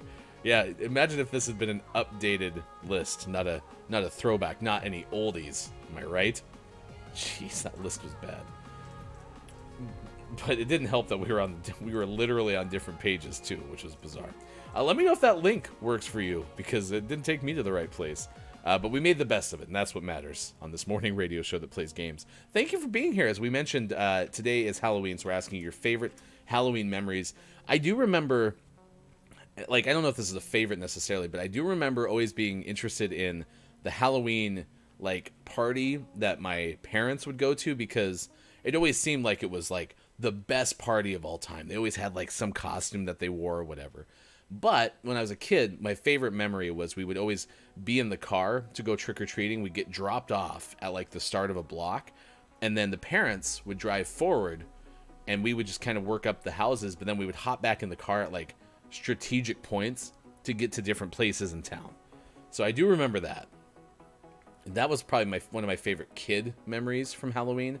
I don't really have any costumes that I absolutely loved from when I was a kid, but then Sean and I started to do group costumes with a couple of friends of ours. In fact, we had just aborted this year because Sean and I have been like out of the loop. I feel bad for our other two friends because we were supposed to do another group costume, but just like it's escaped my brain. So this year we have nothing. But those were some of my favorite memories pre-pandemic. Was we would go to this Halloween costume contest. There wasn't a group category, and our second to last year, one of the people who ran it at this like local barcade was like, oh, we're gonna make a group category now because they liked our costume from that year, but there wasn't like a way to win it. It was like individual winners, and then maybe there was like a couple's costume. There wasn't one for like a group, which I figured we could have won the couple's costume, damn it. But alas, we did not. All right, 7:39 on this morning radio show that plays games. You can news if you wanna. Sports coming up in about 10 minutes. Right now, it's time to see what we're tracking at this hour. Last hour, we told you about the giant inflatable duck that happened to just get away from the moorings again in the harbor. And a giant inflatable rubber duck that's floating down the harbor for the second consecutive year. Seems weird. This one is another coincidence type story from Ben Hooper of UPI. It involves a random lottery winner yet again. This is about someone in Michigan who won a lottery jackpot of about $25,000 a year. Said the numbers that were picked on the winning ticket were from a random number generator that the person used online. This person's 50 years old, told the Michigan lottery officials he bought the ticket on September 15th from the Happy Days party store. Quote, I've been playing Lucky for Life quite a bit lately, and I always use the same set of numbers. When I purchased my ticket, I played the set of numbers I typically play, and then I decided to add another set of numbers, which I got using a random number generator I found online. In the drawing, the winners were 2, 18, 27, 41, and 45. Quote, I was checking the winning numbers online the day after the drawing, and when I saw I'd matched 5, I couldn't believe it. What shocked me even more was that the numbers I won on are the ones I got from the random number generator. I kept scanning my ticket on the app over and over again because I couldn't believe I'd really won. The random numbers earned a prize of $25,000 a year for life. He chose to receive his winnings as a one-time lump sum payment of $390,000. That's a great story. Especially because the person plays it routinely and was like, what a change of pace. I'm just going to go with some random numbers. It's pretty good. All right, that's what we're tracking at this hour. Sports coming up in just a little bit. Brendan goes, sometimes bad lists are also enjoyable. It was a good list. Sean and I like doing dad jokes too. So, I mean, there's other ones on here that we could share down the road. Maybe we'll put this on our Instagram or on TikTok, which you can follow. Just go to our website, gamingmorningshow.tv, and you can find all of our links, including Patreon, how to tip the show, and get on our Discord as well. gamingmorningshow.tv/how-to-find-GMS. Big thanks to those listening on Twitter Spaces this morning. You're happy to share or invited to share your favorite memories as well. Your favorite Halloween memories via Twitter. Melby says on YouTube, I had some depression in 2020. That year was bad. Beginning of 2021, I had moderate COVID, double COVID, pneumonia.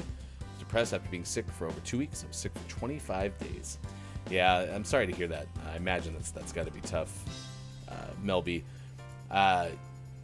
COVID hits everybody differently, and that's probably one of the hardest aspects of, the polarization of COVID in general, is because for some, it hit really, really hard. I met people who were in their younger 20s who have, long-term heart conditions now because of COVID. And I've known other people who have been, months into COVID. Your story sounds just as struggling. So, yeah. And I was at a public event yesterday and still have the mask on because I don't want to put those who are most at risk further at risk. And that's a decision that I have absolutely no problem making. Even though I literally was the only person in that building that had a mask. And so then my brain goes, well, is that actually doing anything? But it's not hard for me to wear it. So in those situations, I'm still choosing to do so. But point being, The early part of 2020 was difficult for me, more because I went from being able to go out and be around people, which, that Halloween memory that I just shared was a big part of that. Like, we really liked going out. We'd mingle with a whole bunch of people, and we just couldn't do that in October of 2020. So the early part, starting in March up until probably we started doing the show, until we started doing the show, it was struggling. So MLB COVID gave me a heart condition, but I got better from it. That's good to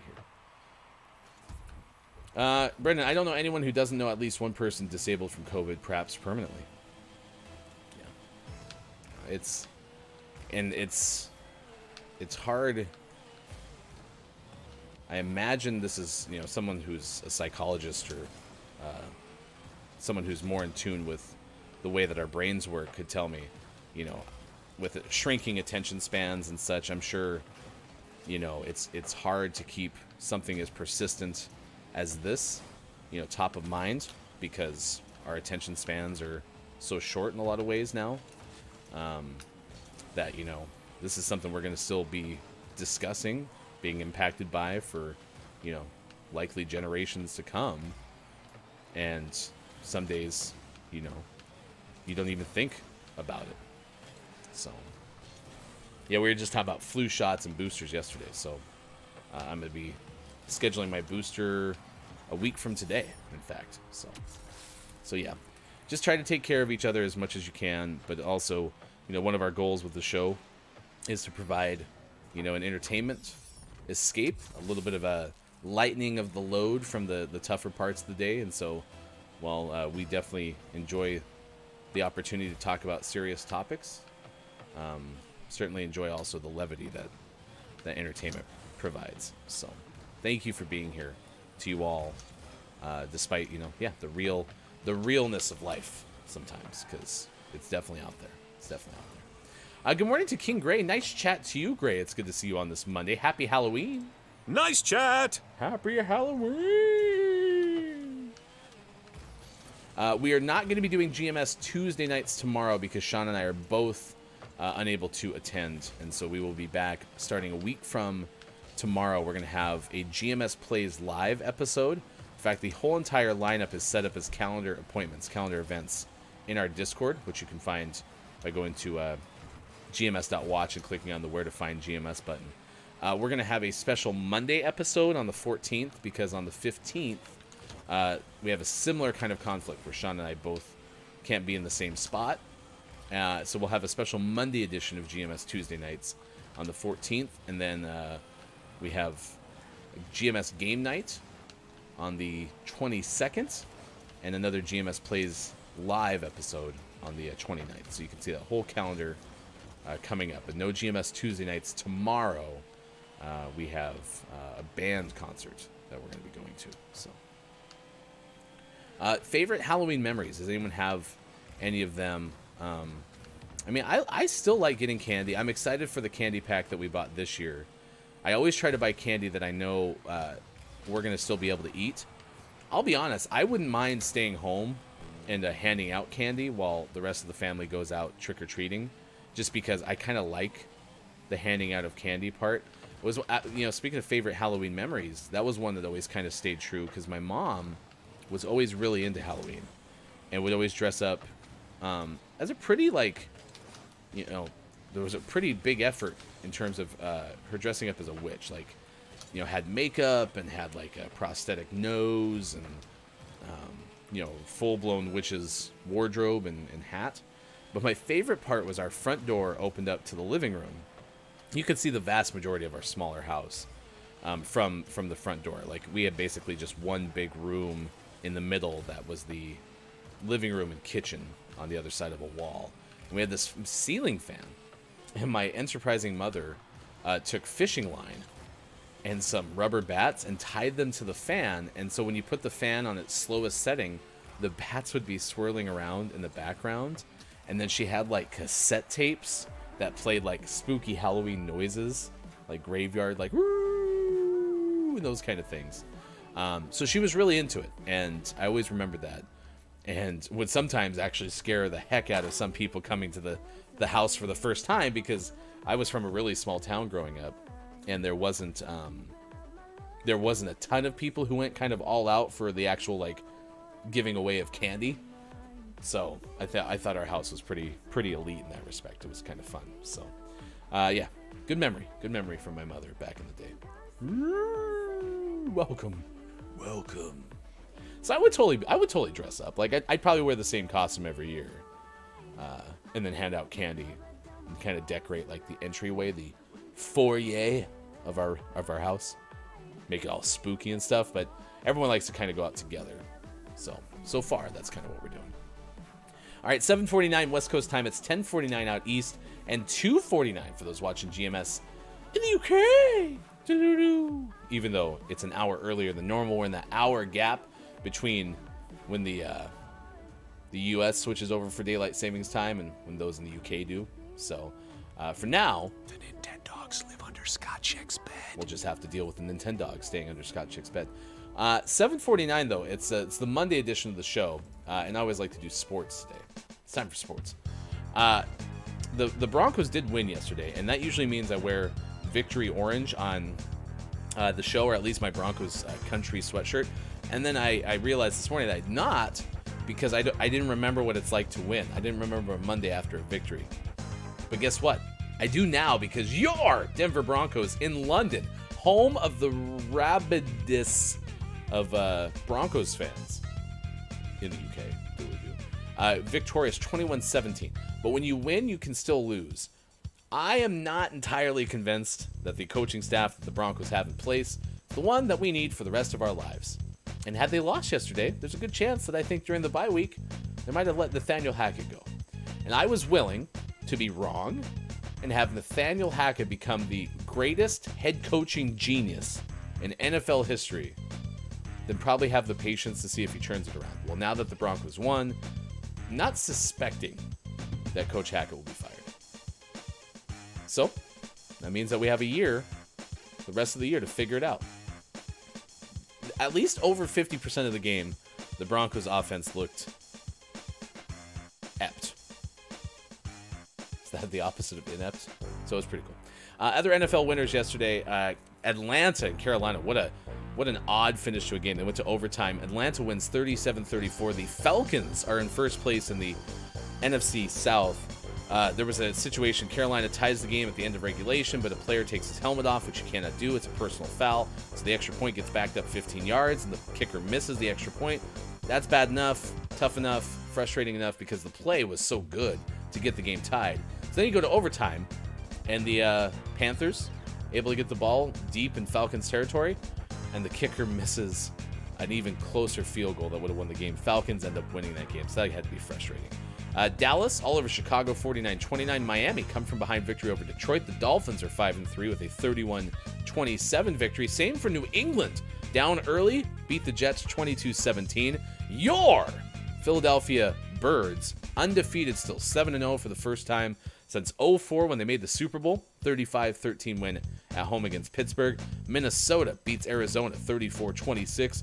The Raiders shut out at New Orleans 24-0. Las Vegas is 2-5 on the year. Your Tennessee Titans 17-10 win at Houston. The Titans are now 5-2. Washington, a late score, beat Indianapolis 17-16. Seattle continues a very good season. 27-13 win over the Giants. New York's second loss of the year. San Francisco, a dominant victory at Los Angeles, beat the Rams 31-14, and Buffalo took care of business. The Bills over Green Bay 27-17 Sunday Night Football, and Buffalo has an AFC best 6-1 on the year. Hockey scores: New Jersey 7-1 over Columbus. Minnesota won at Chicago 4-3 in a shootout. Vegas Golden Knights in overtime 2-1 win at home against Winnipeg. Rangers at Arizona 3-2 victory for New York, and Anaheim in overtime beats Toronto 4-3. Winners in the NBA: New Orleans, Boston, Detroit, Cleveland, San Antonio, Dallas, Phoenix, and your Los Angeles Lakers get their first victory of the year, 121-110 over Denver. The Lakers are 1-5. Turn to soccer. Sophia Smith, who won the Most Valuable Player award this year in the National Women's Soccer League, led the Portland Thorns to their third NWSL championship. They won 2-0 over the Kansas City Current. Thorns won championships back in 2013 and 2017, and their 3 titles are the most out of any team in the league. The Current had a costly turnover, and then Smith went down the field, maneuvered, and scored in the 4th minute. That started the thing. It's 2-0 victory for the Thorns. Congratulations, Portland. You're NWSL champions for 2022. In golf, the Calaf Memorial Golf Spots Butterfield Bermuda Championship being played in Bermuda. Your winner, shooting 19 under, Seamus Power. That's a high-quality name. That might be now my favorite golfer. Calaf, is Seamus Power a consistently good golfer? Is this PGA golf or is this some other level? Won $1.2 million with a one-shot victory over Thomas Detry. Your Premier League scoreboard, Arse over NIF 5-0, and Munn took care of Woohoo 1-0. In the MLS, Laugh beat AFC 3-0, and Phi took care of Nick 3-1. So there you go. That is your sports. The Seattle Superphonics did not play. All right, thank you for being here. Juicy on your radio.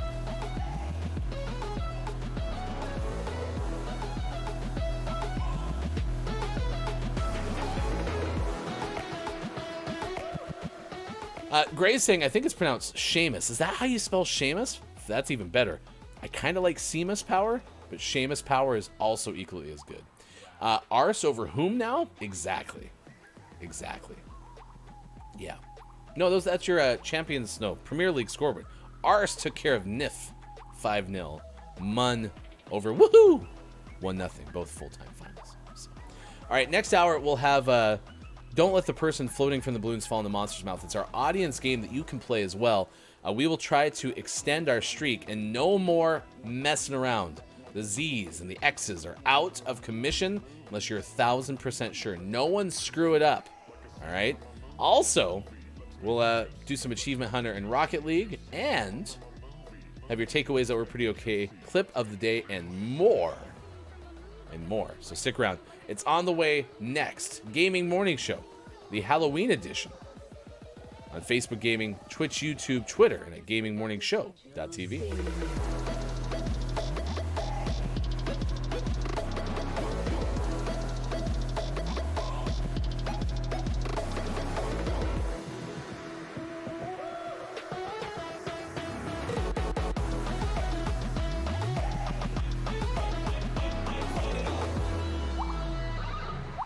Wow, incredibly juicy.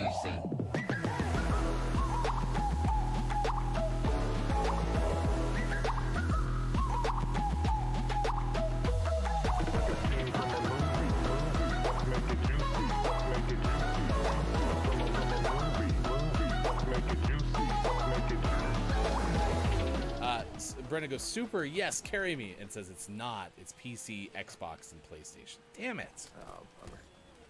Like Zoinks, it's not on the Switch, Scoob.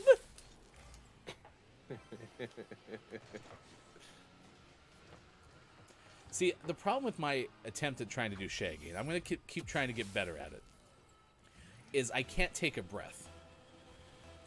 Right. So I have to say that line, like Zoinks, and then I have to keep going or else I lose whatever pitch that is. Or it gets higher. That's the other thing you do with that one. It just gets higher and higher. True. Super's a Jake main. Who's Jake? From State Farm? State Farm. Like a good video game, Multiversus is there. Better.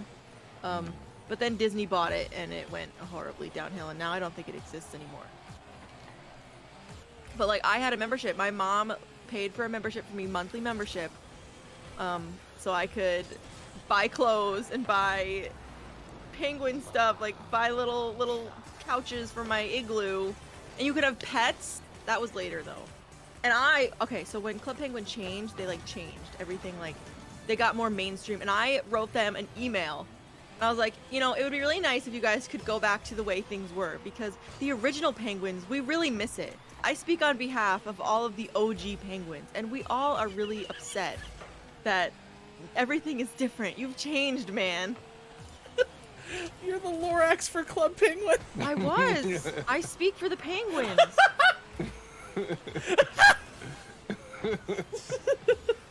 Yeah. This is quite the pairing picture list today. Didn't even mention John Stamos' 1 degree from Caitlin McHugh, but also apparently Caitlin McHugh is John Stamos' wife, so. He better be 1 degree from her. I do not know if Leanne Womack's married to Alan Jackson or if Kira Sedgwick is married to Kevin Bacon. But Matthew Perry and Katie Holmes definitely married. Are they? No. I think so. Erica Christensen, the actress, is incredibly single and turns 40 today. She's appeared in a number of TV shows, including Third Rock from the Sun and That 70s Show. Fun fact, she only appears in shows that have numbers in their name. Oh. It's a fun fact. Yeah, because then above it says cast member cheaper by the dozen. There you go. I just feel like I'm giving too much credit because she happens to have been from like a European country as opposed to, you know, the province of Regina or something. So, yeah. Wait. Regina's a city. I think Saskatchewan's the province. Coming up next hour, Canadian geography with Gaming Morning Show.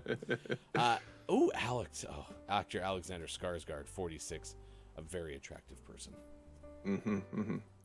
Appeared in the film Melancholia with his father, Stellan. The Skarsgårds are a family of actors? What? Weird.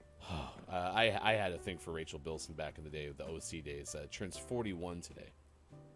Her father is a writer and director, and her grandfather was a director. And her father's father.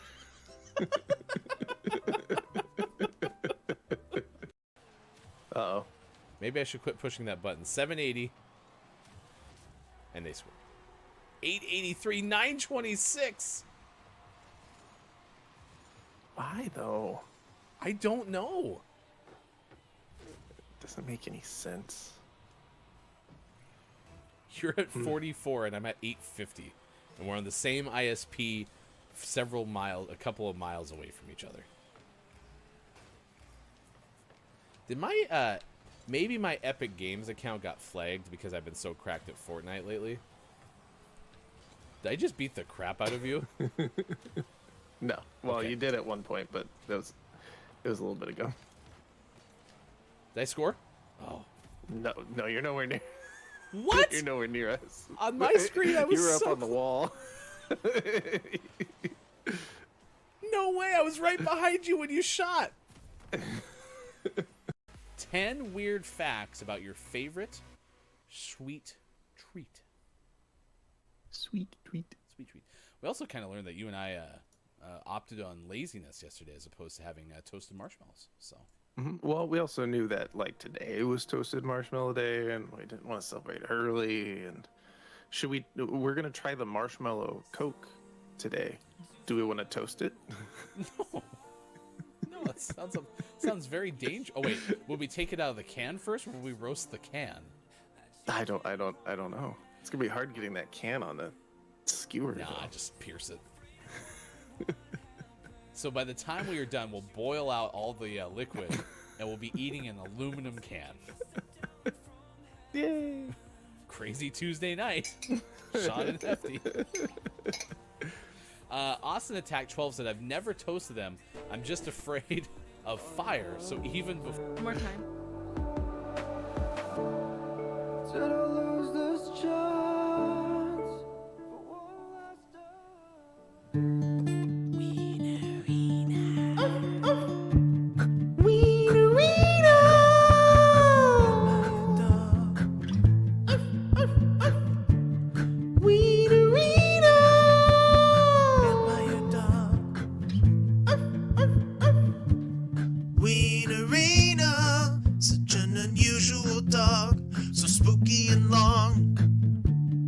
Wienerina, with the wag of her tail. On wings she should sail through the night. She'd like to play with the other ones, but she's frightened of the sun. All she wants is a little love and a little bit of blood. Wienerina, at midnight digging up bones with her pet snake Ramon. Wienerina, her doghouse looks like a tomb. By the light of the moon, she sneaks out. She'd like to fetch a ball and play, but the children see her and they run away. Hear her barking in the night. All she wants is love and a little bite. Wienerina.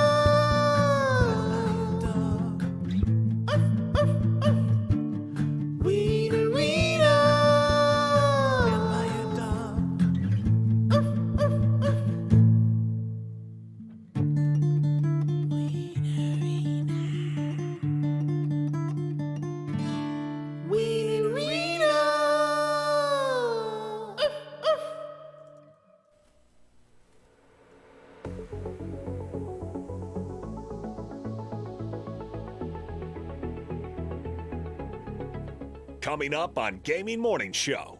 Don't let the person floating from the balloons fall in the monster's mouth. And GMS, Morning Gaming Renews. Get ready for your takeaways that were pretty okay. And the clip of the day. Join our Discord and become a Patreon. Go to gms.watch and click on where to find GMS. It's all coming up on Gaming Morning Show. Time for hour number 3. Right now. Morning, gamer. Welcome back. Gaming Morning Show continues. We're so glad that you're here on Monday, October 31st, 2022.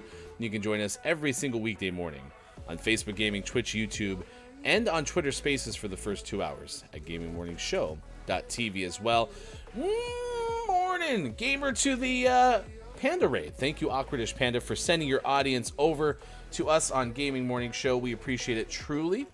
You can find Awkwardish Panda streaming on Twitch very often. It sounds like Panda is not feeling well today, saying hashtag Panda Party, but going to be a lurky panda. I'm an achy panda, so I'm bringing the party here because I never get to raid y'all. That's true. 9 a.m. Pacific time is when we wrap things up. But thank you for trusting your audience with us. I see Artie saying hashtag Panda Party as well. Suika, it's good to see you as well. Jacqueline, I believe is how I see your name on my screen. Hashtag Panda Party to you. And thank you for the follow to Beachy Peasy Sandy. We appreciate that on Twitch. You can find us Monday through Friday, 6 to 9 a.m. Pacific time on Facebook Gaming, Twitch, YouTube, and at gamingmorningshow.tv. The person on your left side, that is Sports.Gaming. He is our hashtag video game expert. Also, the host of GMS Plays and GMS Plays Live, which will be a week from tomorrow on GMS Tuesday nights. We have no show tomorrow because Sean and I will be band concerting, which will be exciting. I think that's a verb, I believe. It is now. Can we start a wave during the concert? Is that appropriate? No, the wave is the worst thing ever. You know that. Yeah, but it'd be funny at a concert. That's true. If there's any place it belongs, it's at a concert.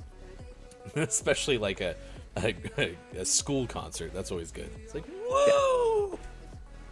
That'll be great. Okay. All right. We'll see if we can get it done. If there's footage of it, then you know that we got it done. So it's pretty okay. Earlier, we shared jokes that Sean found on the internet from the year 2020, which is probably the reason many of the jokes didn't land correctly, is because they were so expired, having been already 2 years old, believe it or not. But I got one for you, Sean. You ready? Yep. This is good. Why did the vampire like baseball? He's a big fan of the playoffs, especially the World Series, high stakes, and he grew up playing. That's so close. It's actually because he loves the Astros. Beady boop, beady boop. Gross. Just kidding. Because every night he turned into a bat. Nice. Ding. Nice. Thank you, Bob. You're welcome. All right, let's play Don't Let the Person Floating from the Balloons Fall in the Monster's Mouth. This is our audience game as we transition in. Welcome in, Final Hour crew. Hello to the Final Hour crew. Hello, FHC. RHS Jack says, hello, FHC. I won't be here for most of this, but behave. Don't eat too much candy. And do your homework. I didn't do my homework. It's very sound advice, though. Yeah. I feel like Jack is like doing that, like, remember that graduation song that was popular back in like the 90s? It's like, brush your teeth. Wear sunscreen. Yeah, that's what it was called. Take all your bacon and put it on a pancake. Our head of research and development, Kalaf, is still here. Thank you again for the raid, Awkwardish Panda. Drew Mega had to run right before the Final Hour crew. King Gray is here. Good morning to you, Gray. Heavenly Soul, it is good to see you. Thank you for stopping by with the FHC. Hello, FHC. I am JF Downs, our official cartographer and diagramographer of Gaming Morning Show. Mel B on YouTube. Hey, it's Brendan TTV. It's good to see you as well. Quiet I Am Gaming has been here this morning. We've seen the likes of many others, including Scott Chick, Groggy or Die, Tracer, Quiet I Am Gaming, and Forgettable Vendetta. If I missed your name or if you're lurking and listening, Abacus Apothecary was here as well. Thank you for being along for the ride. If you don't know how to play this game, you're going to be guessing letters and words in just a bit, and we're pretty okay at this game as well. To see the record for the most balloons banked in Don't Let the Person Floating from the Balloons Fall in the Monster's Mouth, remember to type the easy-to-remember acronym exclamation point DLTPFFTBFITMMREC. We are at a streak of 69 balloons. Nice. I wonder how that happened last time. Yeah, well, it was by a complete and full luck. Definitely not manipulated in any way, shape, or form. No, it happened organically. Absolutely. Absolutely. Right? Right? You can guess letters. I see a D and a T so far. That's from Downs and Jack, respectively. Let's see how they do. D. T. No. Okay. Not off to a good start. Not off to a good start. We have a guess of Girls' Toys by Downs. Kalaf with the Alien Anonymous Memorial A. That hit. A. Ding, ding, ding.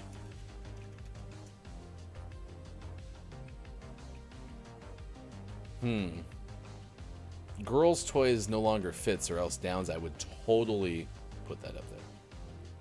Well, the T's not there, too. That's a big swing. Quiet with Simon Says. We've seen this one before. Quiet is cracked. Cracked. I don't like when we get looping puzzles. It frustrates me. Yeah, when you play, 300 rounds of this game, it's eventually gonna repeat. Are you trying to tell me that the creators of Don't Let the Person Floating from the Balloons Fall in the Monster's Mouth never anticipated that a weekday morning radio show that plays games would be playing this over a bajillion times, and we might run into some of the same things? They should have seen it coming. Yeah, it's true. It's true. All right, we got old-fashioned things. We have a combine harvester from Downs. But we have an S from Gray. S. Yes. Bob likes to rhyme. Cracked. An R from Quiet. R. Cha-ching.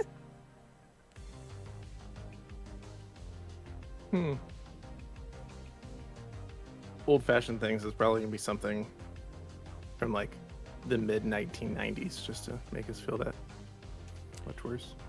U and an E. U. No. E. Yes. You know yes. Get it? You know E. Yes. It's almost Power Rangers. Go, go, Power Rangers. Rangers. An O from Mel B. O. Yes. O. O. Yes. Bob's pleased. Snoopy line thingy. T and an A. T. A. No. Down to 4 balloons. Things are running out. Hello, FHC. Superphonic is here. I need to remember clocks haven't changed you. All right. K-Laugh, serious note. Production notes, would you please write a to-do? We need to have some sort of like friendly GMS reminder for next shifting of the clocks. Now that's a big swing. K-Laugh is going vinyl records. And K-Laugh is cracked. Cracked. Nice work, K-Laugh. Good. Light. Did I call quiet that whole time, K-Laugh, or was it just the last reference? I don't know now. Cracked. Because I knew who you were talking about, so even that last time, I replaced what you said with the right name. So I don't know if I was doing that the whole time. Oh, Jesus. I had a spider crawling on me. Happy Halloween! I was like, that feels like something crawling on me. That was my Halloween prank. Got you good. Where are you? Talk amongst yourselves. Gonna murder. The good news Don't kill him, is it though. looks I like have to return him to the spider rental service. it does look like the dad. It looked like a daddy long legs. So Could be worse. probably shouldn't use my microphone while it's hot. Quiet's guessing that it's a tiny spider with a tiny Chucky head.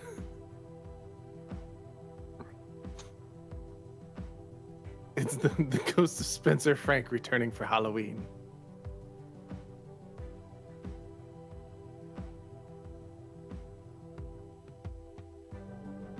I don't know if it was. No, it might have been Spencer Frank. I can't tell what kind of spider it is.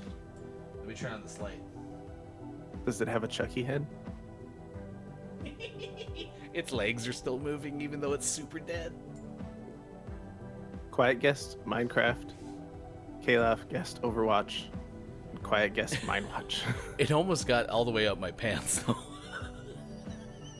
That would have been yeah. Frisky spider. Would have been a lot more awkward after a while there. Alright. I'm just gonna pick up the carcass and then we can resume the game. Just need some extra distance. Oh, it's still crunchy. Gross. Those are the worst.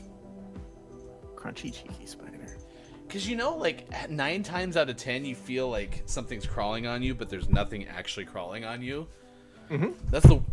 Sorry. Hi. That's the worst part, is because like you're always like, oh, there's nothing there, but sure enough, there was actually a spider crawling up my leg. Gross. I don't like that.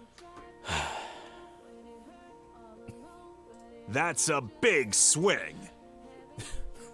Back to the game. It was Overwatch. K-Laugh is cracked. Nice. Oh, I hadn't seen Minecraft. I actually thought I picked the top answer. Sorry, Quiet. That's a perfect. King Gray. Leave it there as a warning to the others. All right. In all seriousness, I've heard conflicting reports about that. I've heard that murdering spiders leaves a scent that attracts other spiders. And then I've also heard that they are attracted to the bodies of old spiders. Any of that true? No idea. It could vary species to species too. Different spiders might do different things. Speaking of horror movies, Species 2. All right. Let's play some Achievement Hunter in Rocket League. We're up to 85 balloons, so thank you again for your concentration, even though I was distracted by the spider. No sign of a Chucky doll head, though. Yet.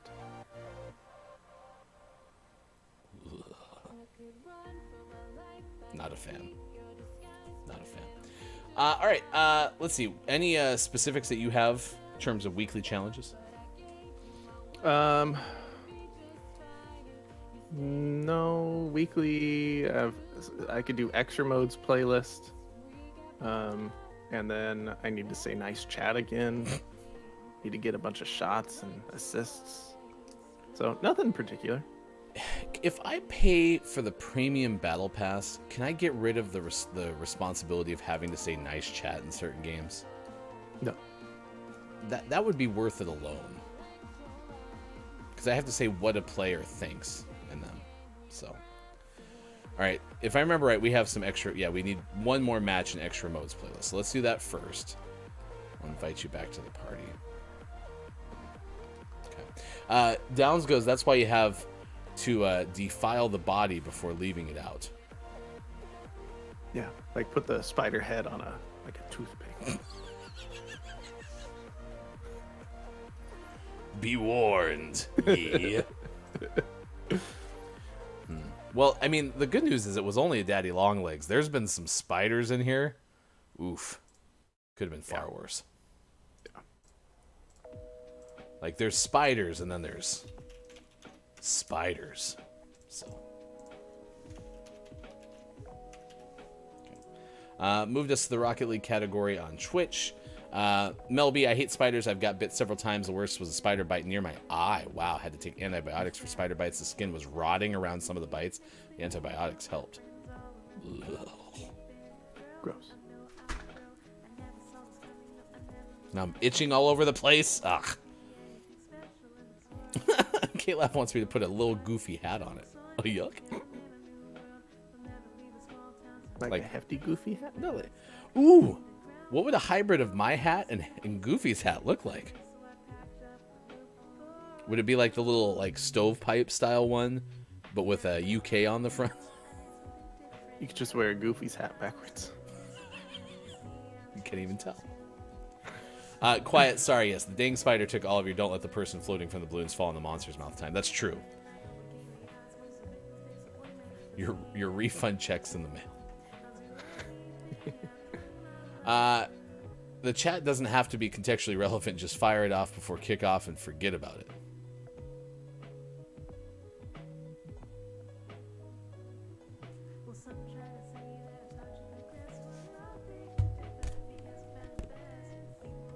Do you know what Caleb's talking about?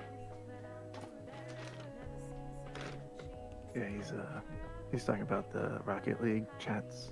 Like when you have a goal, you just throw it on there right away and don't worry about it. Oh, okay, gotcha. Okay. I'm happy we're covering our mouths because it'd be a shame if Caleb. We don't want the other sideline to see what we're saying. Exactly. I learned this from the football games yesterday. Yeah. Okay. Also, Sean.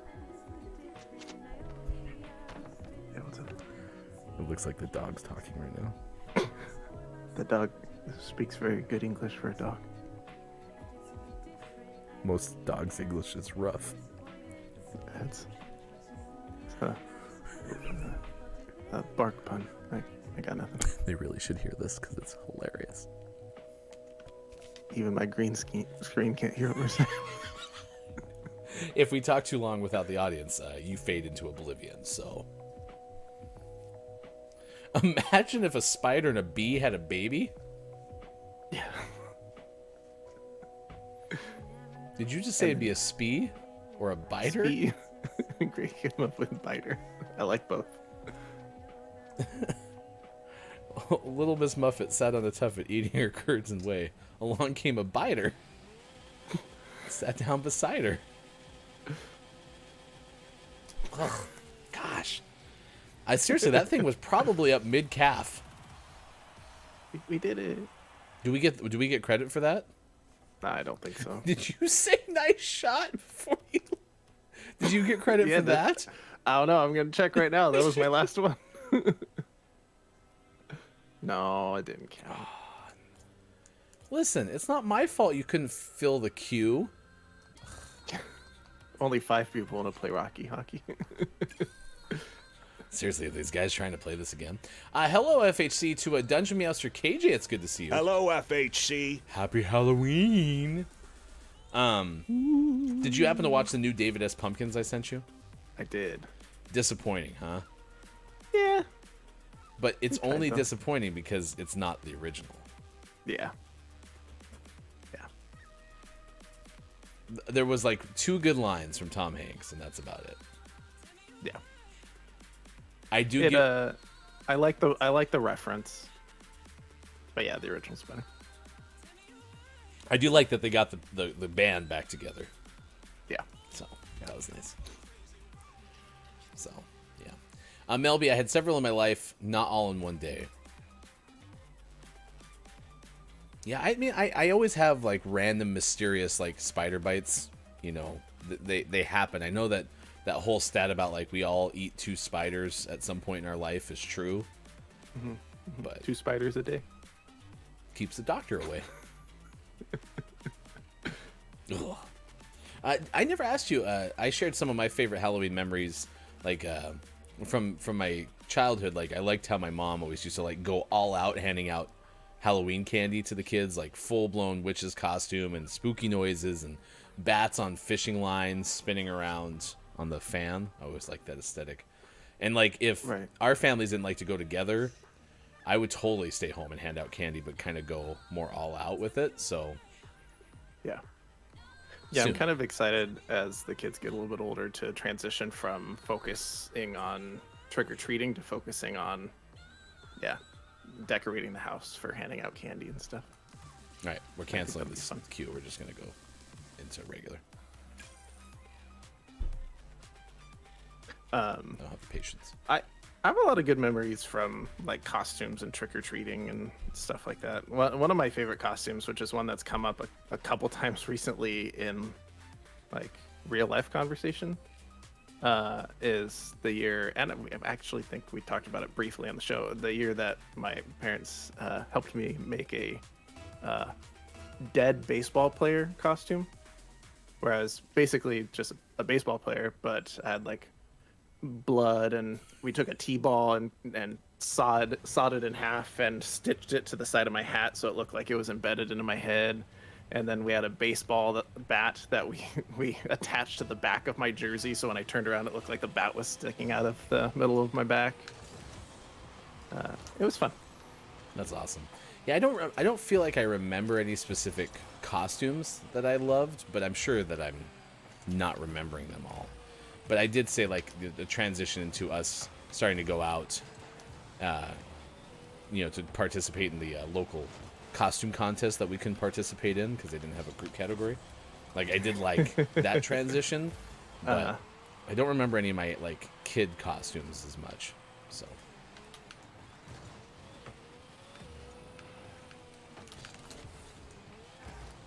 Ow.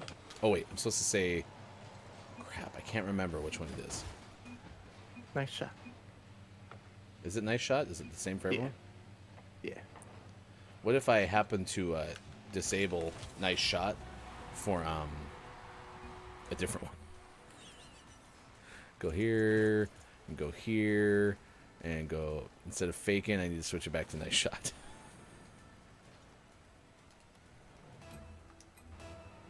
Nice shot.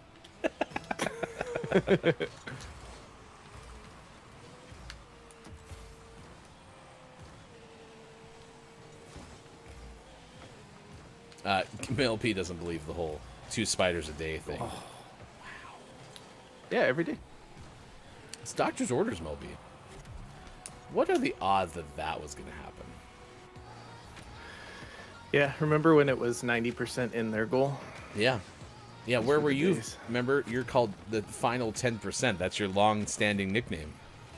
Yeah, but I got the first 90% that time. Well, we needed your last 10%. I'm not the last 10%. Can't believe you stole that goal from me earlier today. You need the assists. I'm helping you. Clearly, that is not true. We all know that's not true. Sean needs the assists. Bob says it. I got it. KJ says Halloween as a kid was so much fun. We had a great neighborhood for Halloween. Everyone, 3-block radius would decorate and really kid-friendly, not super scary or gore-filled. And you could do a full 3 to 4 hours through the neighborhood, get an entire pillowcase of goodies, not just bite-sized candies, but big candies, candied apples, hot cider, popcorn balls, mini puzzles, etc. Do you like popcorn balls? Eh. Ugh, me neither.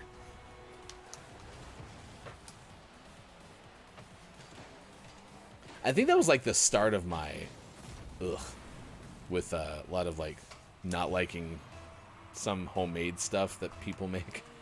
Mm-hmm. I have to be very comfortable with the person. Like I said, it took me like 6 years to eat the banana bread that my neighbors made us all the time.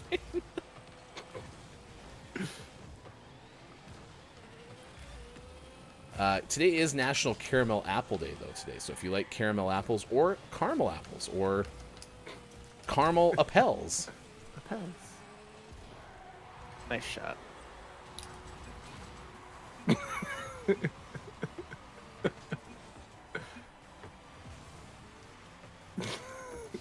What do you need boost for? I don't know how to use this thing. You told yourself nice shot. Downs goes, 6 years, wouldn't it go stale? Yeah, I'm sure that banana bread would have been a lot better if I had just eaten it fresh. What was I thinking? No, that's the thing, Mel B. Mel B says, I love banana bread. I do too, but I don't try to trust my neighbors. And I don't know why. I had no reason not to. It's just, you never know how it was manufactured. Maybe their kitchen didn't have stainless steel.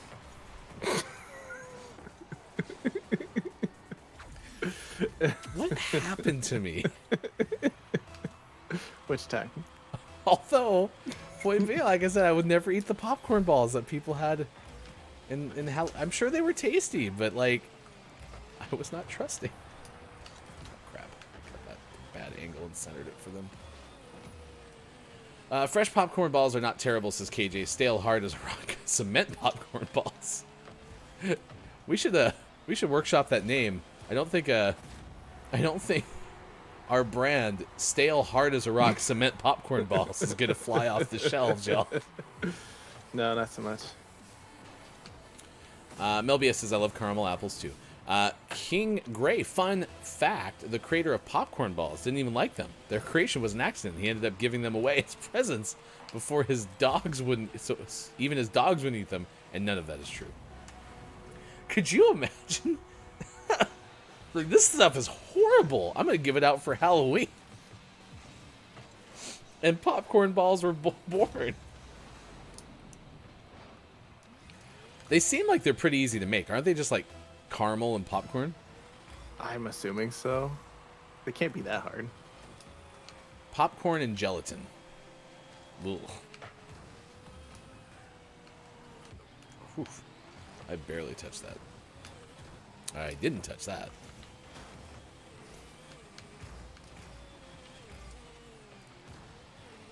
Nice shot.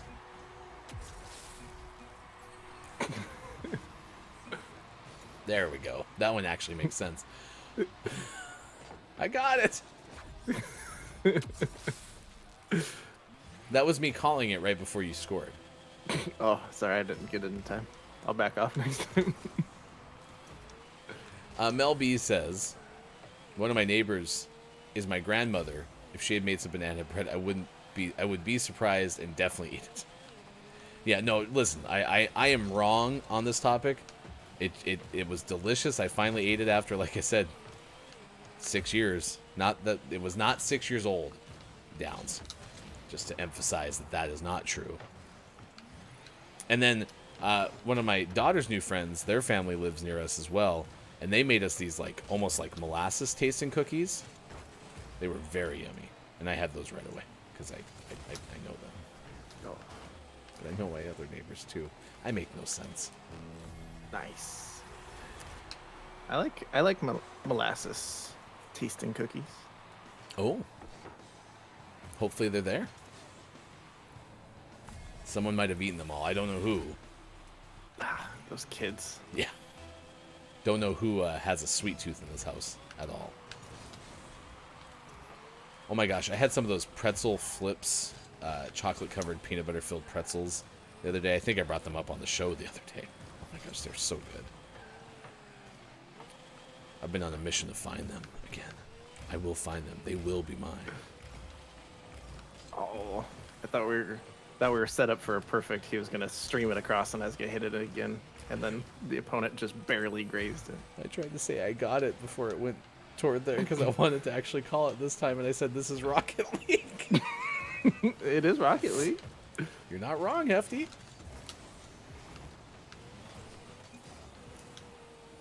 There we go.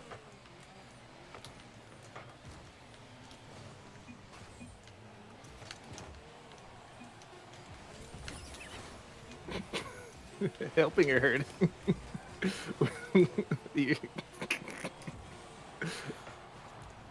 I can't believe that didn't go in. How did that not go in?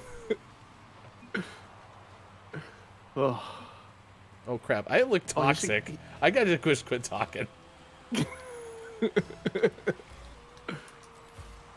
I look awful. I did not mean to do that. I'm trying to find the damn cuss sign.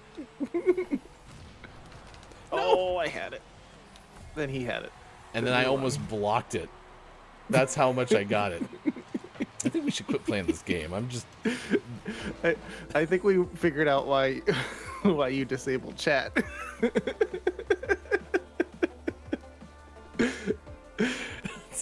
It's not a good combination for me. There's already enough buttons to hit. I don't need something that lets me hit a whole bunch more. You had 528 points. Our team had 625. I had 162. But you had some good chats. I led in chats per minute, so 8:34 West Coast time. It's 11:34 out east, and it is 3:34 for those celebrating daylight savings time in the Ukraine. Thank you for being here. The Nintendogs live under Scott Chick's bed. It's Halloween, a spooky Halloween episode of Gaming Morning Show. Look how spooky we are. Did we dress up last Halloween? I don't think we did. I don't think we did. Okay. We could probably do that in the future. Maybe. Actually, last Halloween would have been a Sunday. Yeah. Is this our first weekday Halloween? We didn't do anything. What day of the week was Halloween 2020? Yeah, Saturday, October 31st. Yeah, this is our first. That's why. We have no practice.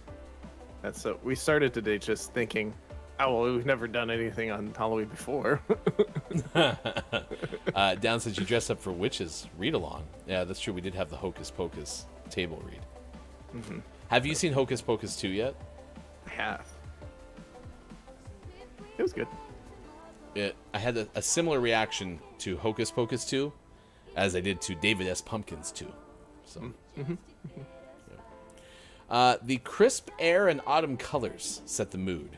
Seasons fill our senses with a taste of autumn. So we set forth on an adventure and finish with a warm apple cider around a flickering fire. NationalDayCalendar.com.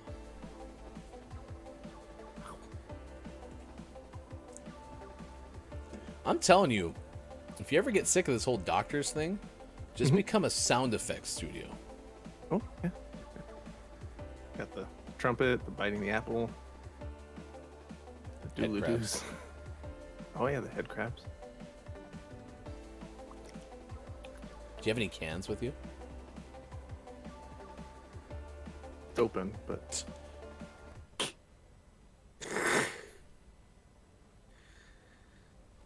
It's not awful. It's not awful.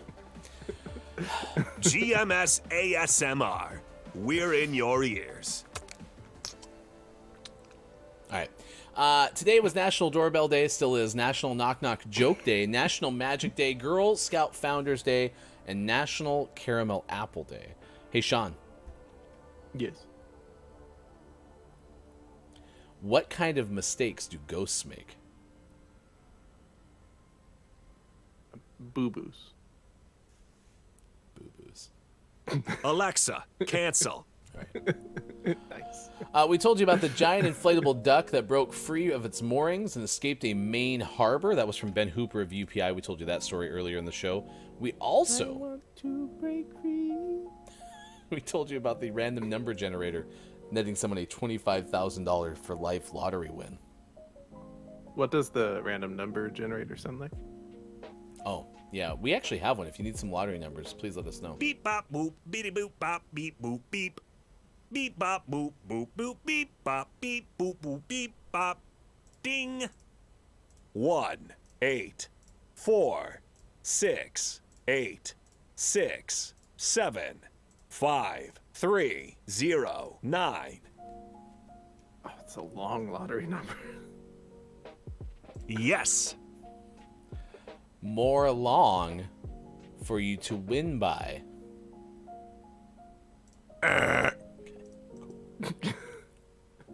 You know, Bob had a good show. Bob might be in running for Billy Thundergun Teammate of the Match award today.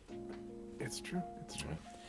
Chat, who do you think should win? You can always let us know. But furthermore, what are your takeaways that were pretty okay? What is something you learned from this morning radio show that plays games? Thank you again, Awkwardish Panda, for the raid of 19 on Twitch. We truly do appreciate it. Beachy Peasy Sandy, thank you so much for the follow on Twitch. Everybody who has thumbs up on Facebook Gaming and on YouTube, and you can subscribe to our YouTube page at youtube.com/gaming morning show. Thank you for sharing your Halloween memories as well. If you're watching on Twitch, stay tuned. We are going to send you somewhere via the raid at the conclusion of today's show. We also told you about some things that happened this day in gaming history, including the Dreamcast reaching over 750,000 units sold. Square putting out the Final Fantasy and Final Fantasy II remakes for PlayStation in Japan this year in 2002, or this day rather in 2002. And in 2006, Splinter Cell Double Agent, Death Jr. 2, Root of Evil, both came out, as did GTA Vice City Stories and Final Fantasy 12 this date in 2006. So those were some of the things we shared with you earlier in the show. Today, it's among the celebrity birthdays: Vanilla Ice, Peter Jackson, Piper Perabo, Vanessa Marano, and Willow Smith's birthdays. So if you are having a birthday out there, hope it's a good one. Right now, it's time to get the video game headlines of the day. We do this every single show in the 6 o'clock hour. And if you missed any of it, you can find it on our Twitter at WatchGMS. We use the hashtag GMSMorningGamingNews. Once again, here's hashtag video game expert Sean. Good morning. It is still Monday, October 31st, 2022, and this is your gaming morning show, Morning Gaming Green News. First up, we have an interview from Xbox head Phil Spencer, in which he says that Call of Duty will stay on PlayStation as long as the platform exists. And then he winks at the camera, and it's very ominous. In the interview, he said that Xbox has no interest in taking Call of Duty off of PlayStation. That's not their intent. As long as there is a PlayStation for which to play Call of Duty games, there will be Call of Duty on said PlayStation. So we'll see. It's easy to say that. It's harder to actually do it, I suppose, but they have done it with Minecraft. They've kept Minecraft on all of the platforms despite owning it now. So there's some precedence for this, and we'll see. I think, well, man, the last time we talked about it is it's guaranteed for the next like 4 games or something, which could be the next 6 years. So it's going to be a while before we really know what is going to happen with Call of Duty on all the systems. So we'll keep an eye on it. Check back with us in 2030. In our next news story, Sonic the Hedgehog is coming to Netflix in a new show. This is going to air in December on Netflix. It's going to be 24 episodes of a new Netflix show featuring Sonic. It's called Sonic Prime, and it's going to feature the Sonic you know and love, except he's going to go around in a bunch of multi-dimensional adventures. Some of those dimensions sound a little bit darker than usual Sonic stuff, including a partially robotic Amy and a Tails who skulks around like a mechanized spider. Or the cross between a spider and a bee. A spee. In Witcher news, The Witcher Season 4 is going to change up a little bit. Starting in Season 4, we're no longer going to have Superman as The Witcher. We're going to replace him with Liam Hemsworth. That's right. Henry Cavill is leaving after Season 3. Liam Hemsworth is taking over, and you can find a very nice old-timey written message from Cavill to Liam in the link that we provided. Out today, we had some highlights, as in the only game that's out today, The Unliving, out on PC, and the prestigious award of Name of the Morning went to Amazing Chicken Adventures out on Switch. When asked for a further elaboration on what Phil Spencer meant by if the PlayStation platform exists, live audio was captured as such.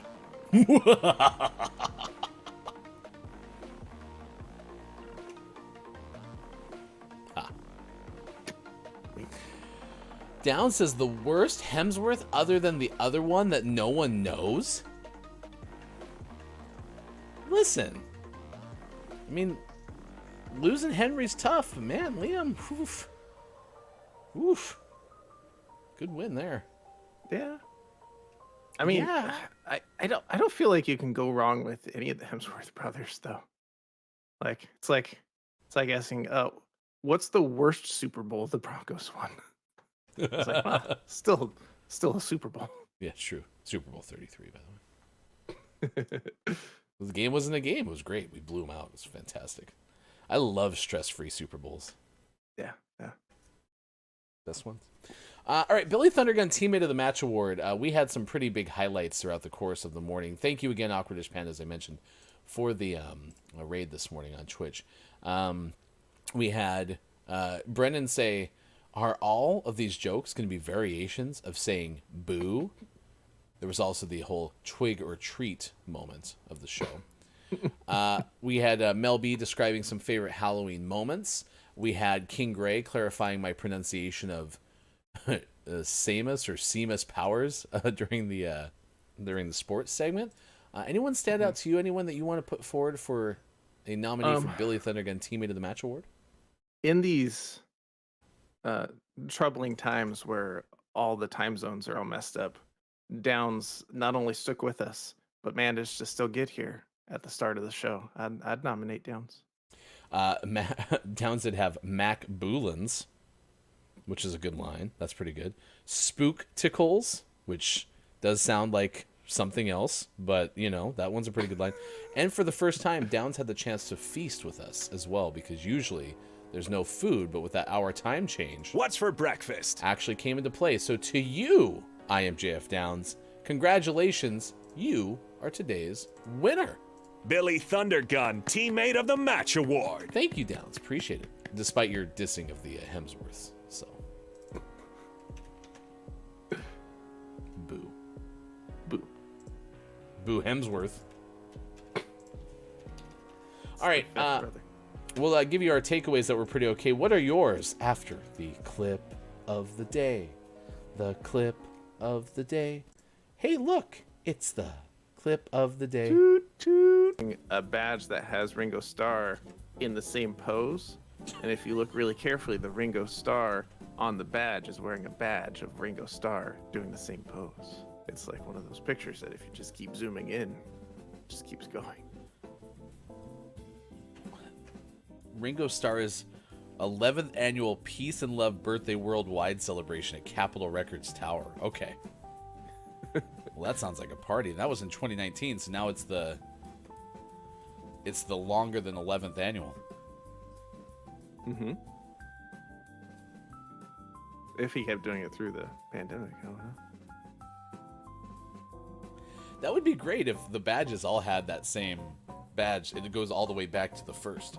Yeah, it'd be fantastic. And then loops back because time is infinite. He doesn't usually do a peace sign. He's saying it's the 11th. These are 2 ones. Oh, makes sense. There you go. Who knew, Sean? The 11th annual Ringo Starr birthday bash. It was a bash. It was a Ringo Starr bash. What are your takeaways that were pretty okay? And then we're going to send you over to Supersonic 540. Supersonic 540. Hey, it's Supersonic. Here is where I will play an assortment of games, share my experiences living in Japan, and give inspirational talks. Originally came to Japan from the U.S. in 2013 as an exchange student. I was only meant to be here for 10 months. But in month 7, I decided I liked it here and transferred full-time. Then in my final year, I started job hunting. I've been here ever since. So if you'd be so kind as to say good morning from GMS, we would truly, truly appreciate it. Sean, what is your takeaway that was pretty okay? My takeaway is that despite it being Halloween, Sega doesn't celebrate Halloween, and they sued somebody anyway. Yeah, 1991, Sega Enterprises sues Accolade. I like how our copy from CapeHolson.com really killed any dramatic revealing of whether your lawsuit or not lawsuit guess was correct. It was just like, nope, suit. Lawsuit. My takeaway that's pretty okay involves forgetting about the whole Sonic and the spider thing that you were talking about earlier, and then getting that call back when an actual spider crawled up my leg. Are you sure it wasn't Tails? The ghost of Spencer Fry. Also, a heavy singing show for me today. Yeah. That happens. Some would call it a hefty singing show. Also, beep boop beep boop. Too many jokes that end for Halloween with boo in it. So there you go. All right, we'll be back tomorrow. Again, no GMS Tuesday nights tomorrow, but I at facebook.com/heftygoof will be playing some Apex Legends with the new season that's coming out tomorrow. So I hope you will have a lot of fun. I know the Element of One will be there. Kate Zaid, Austin Attack will be playing as well. If you are interested in playing the new season of Apex Legends with me, go to our Discord right now. There is a link to sign up. So until we see you again tomorrow, as we do Monday through Friday, 6 to 9 a.m. Pacific time, have a great rest of your day. Please say good morning from GMS over to Supersonic, and we will see you again on Tuesday, post-Halloween, the first day of November. How about that? Coming up tomorrow on Facebook Gaming, Twitch, YouTube, and GamingMorningShow.tv. For Austin, for Sean, I am Hefty Goof. Thank you Barry Gibb, so much for having fun with us. We'll see you again on Tuesday. Goodbye, everybody. This has been Gaming Morning Show. Probably. Down says, maybe we didn't tell you about for a week. Ooh, we didn't tell you. Yeah, we changed our clocks. You guys should do it too. That's the whole reason that it's an hour different, is because, or maybe it was like travel time for like the carrier pigeon or the telegraph. It took a week for the message to get there. Yeah, exactly. Oh, well, perfect. We'll put that on our calendar, but we'll never change it. It's just kind of set in stone. When we first did it, we were talking to the UK and we're like, all right, we're on board. Just let us know when you do it. Like, send a quick message and we'll do it too. And then the UK did it, and then a week went by. They're like, oh shoot, we were supposed to tell the US. I thought you said it. No, I thought you said it. Just tell them we did it right now. Probably. Down says, maybe we didn't tell you about for a week. Ooh, we didn't tell you. Yeah, we changed our clocks. You guys should do it too. That's the whole reason that it's an hour different, is because, or maybe it was like in this movie, and I was like, huh, public domain, who knew? Someone should have told us.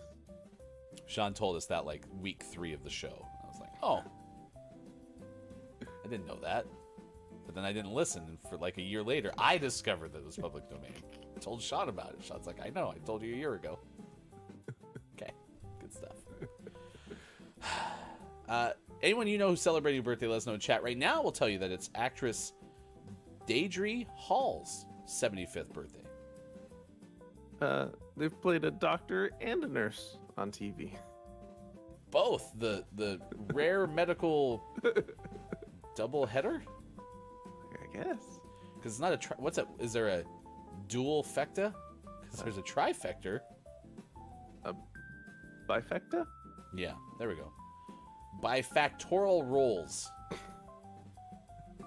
Sounds way too fancy. A badge that has Ringo Starr. Couple from before 1995. So Sean, lawsuit or not lawsuit in 1982?